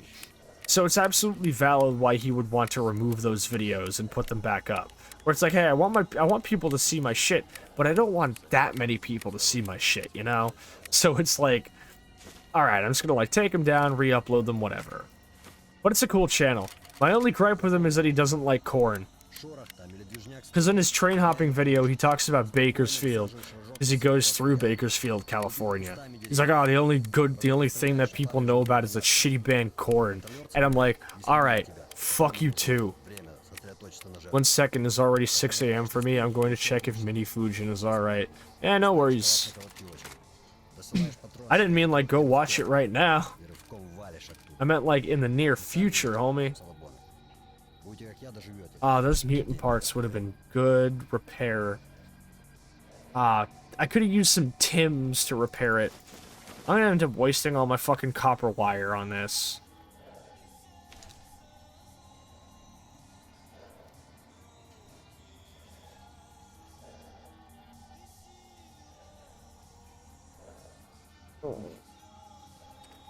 Alright. I'm almost ready to call it a night here. Let me repair my armor and we'll fuck off.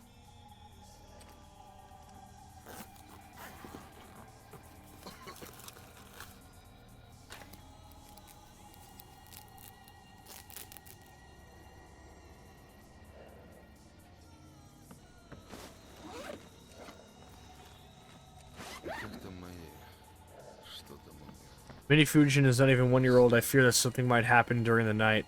Ah, I see. Yeah, that's a very valid concern to have, I feel.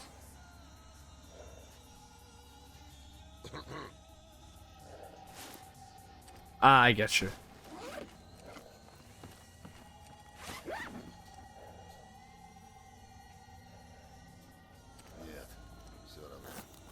Alright. And, to boot, I still have 1 charge left on the repair item. So we're all good.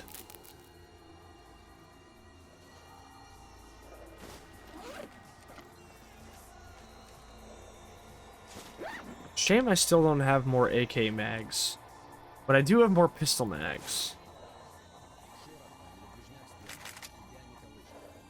And they're what, 16 a piece? I can have 1 extra pistol mag, I guess. AK's at 94%. She doesn't need repairs yet. Oh, wait.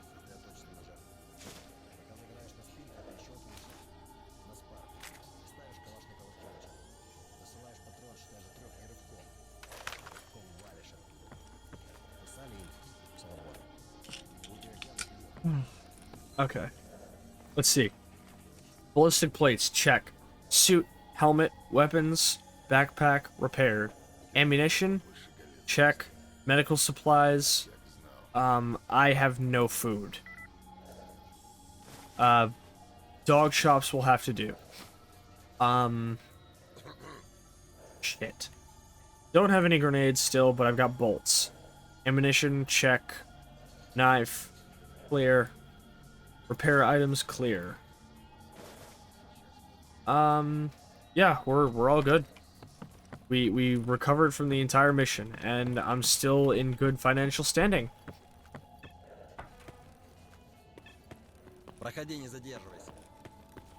Fujin says it's time to prepare breakfast for Bobby because he's going to work soon. I have to go to Grandma. That will take care of Mini Fujin for today. Oh, okay. No worries. I'm actually about to end the stream and raid out. So, let me find... We're just going to go to sleep. Wake up the next morning, save, and... a brand new Stalker day will dawn. I got pretty much everything for today's stream done in a single in-game day. I'm proud of myself. I was mad productive this Stalker Tuesday. Still a bit disappointed it took me as long as it did to clear X18, but you gotta take your dubs where you can, I guess. Alright, save it at stream. Alright, let's call it a night. I'm gonna head on back to the bar, and we are going to, figure out who to raid into.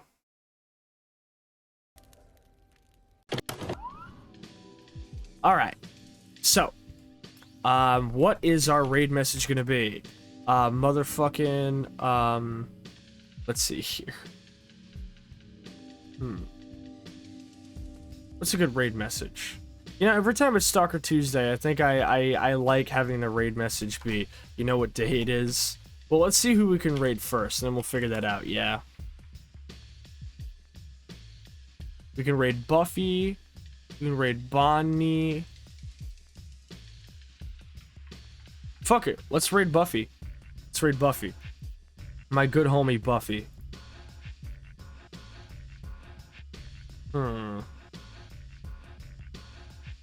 What is that raid message gonna be? Fuck it. We'll have it be, you know what day it is. This is Stalker Tuesday. Alright. There you go. You know what day it is? It's Stalker Tuesday. Alright. That being said, I'm gonna head on down to the end screen, and I'm gonna play us out. So follow me on over there, and we will talk about the plans for the rest of the week. So, here we go. Alright, another super fucking successful Stalker Tuesday. Thank you guys all so much for stopping by and hanging with us. Y'all are the best. Love y'all. Love y'all to death.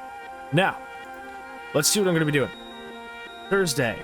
Come on down at 8 p.m. EST to see me and my homie Ted. We're going to be trying out Blasphemous, a game I've owned for years and I have not even touched. I like Metroidvanias, but every time I pick one up, I always end up just saying, man, this reminds me of Symphony of the Night. I'm gonna go play Symphony of the Night. So then I do. And then I don't go back to playing that, I don't go back to playing that other game I was playing. That being said, I'm excited to try Blasphemous because it looks insanely unique and I think I'll enjoy what it has to offer. So that's on Thursday. I don't have anything booked on Sunday yet because I'm waiting until Friday to see if I have a night shift booked that day because they keep giving me Sunday night shifts. If they don't end up giving me one, I'll see about pulling out a stream for Sunday. If not, then just expect to come back next Tuesday. Because if you guys like Stalker, you can always come back every Tuesday and I'll be playing Stalker. All of these dates at Tuesday, Thursday, and sometimes Sundays at 8 p.m. EST reliably.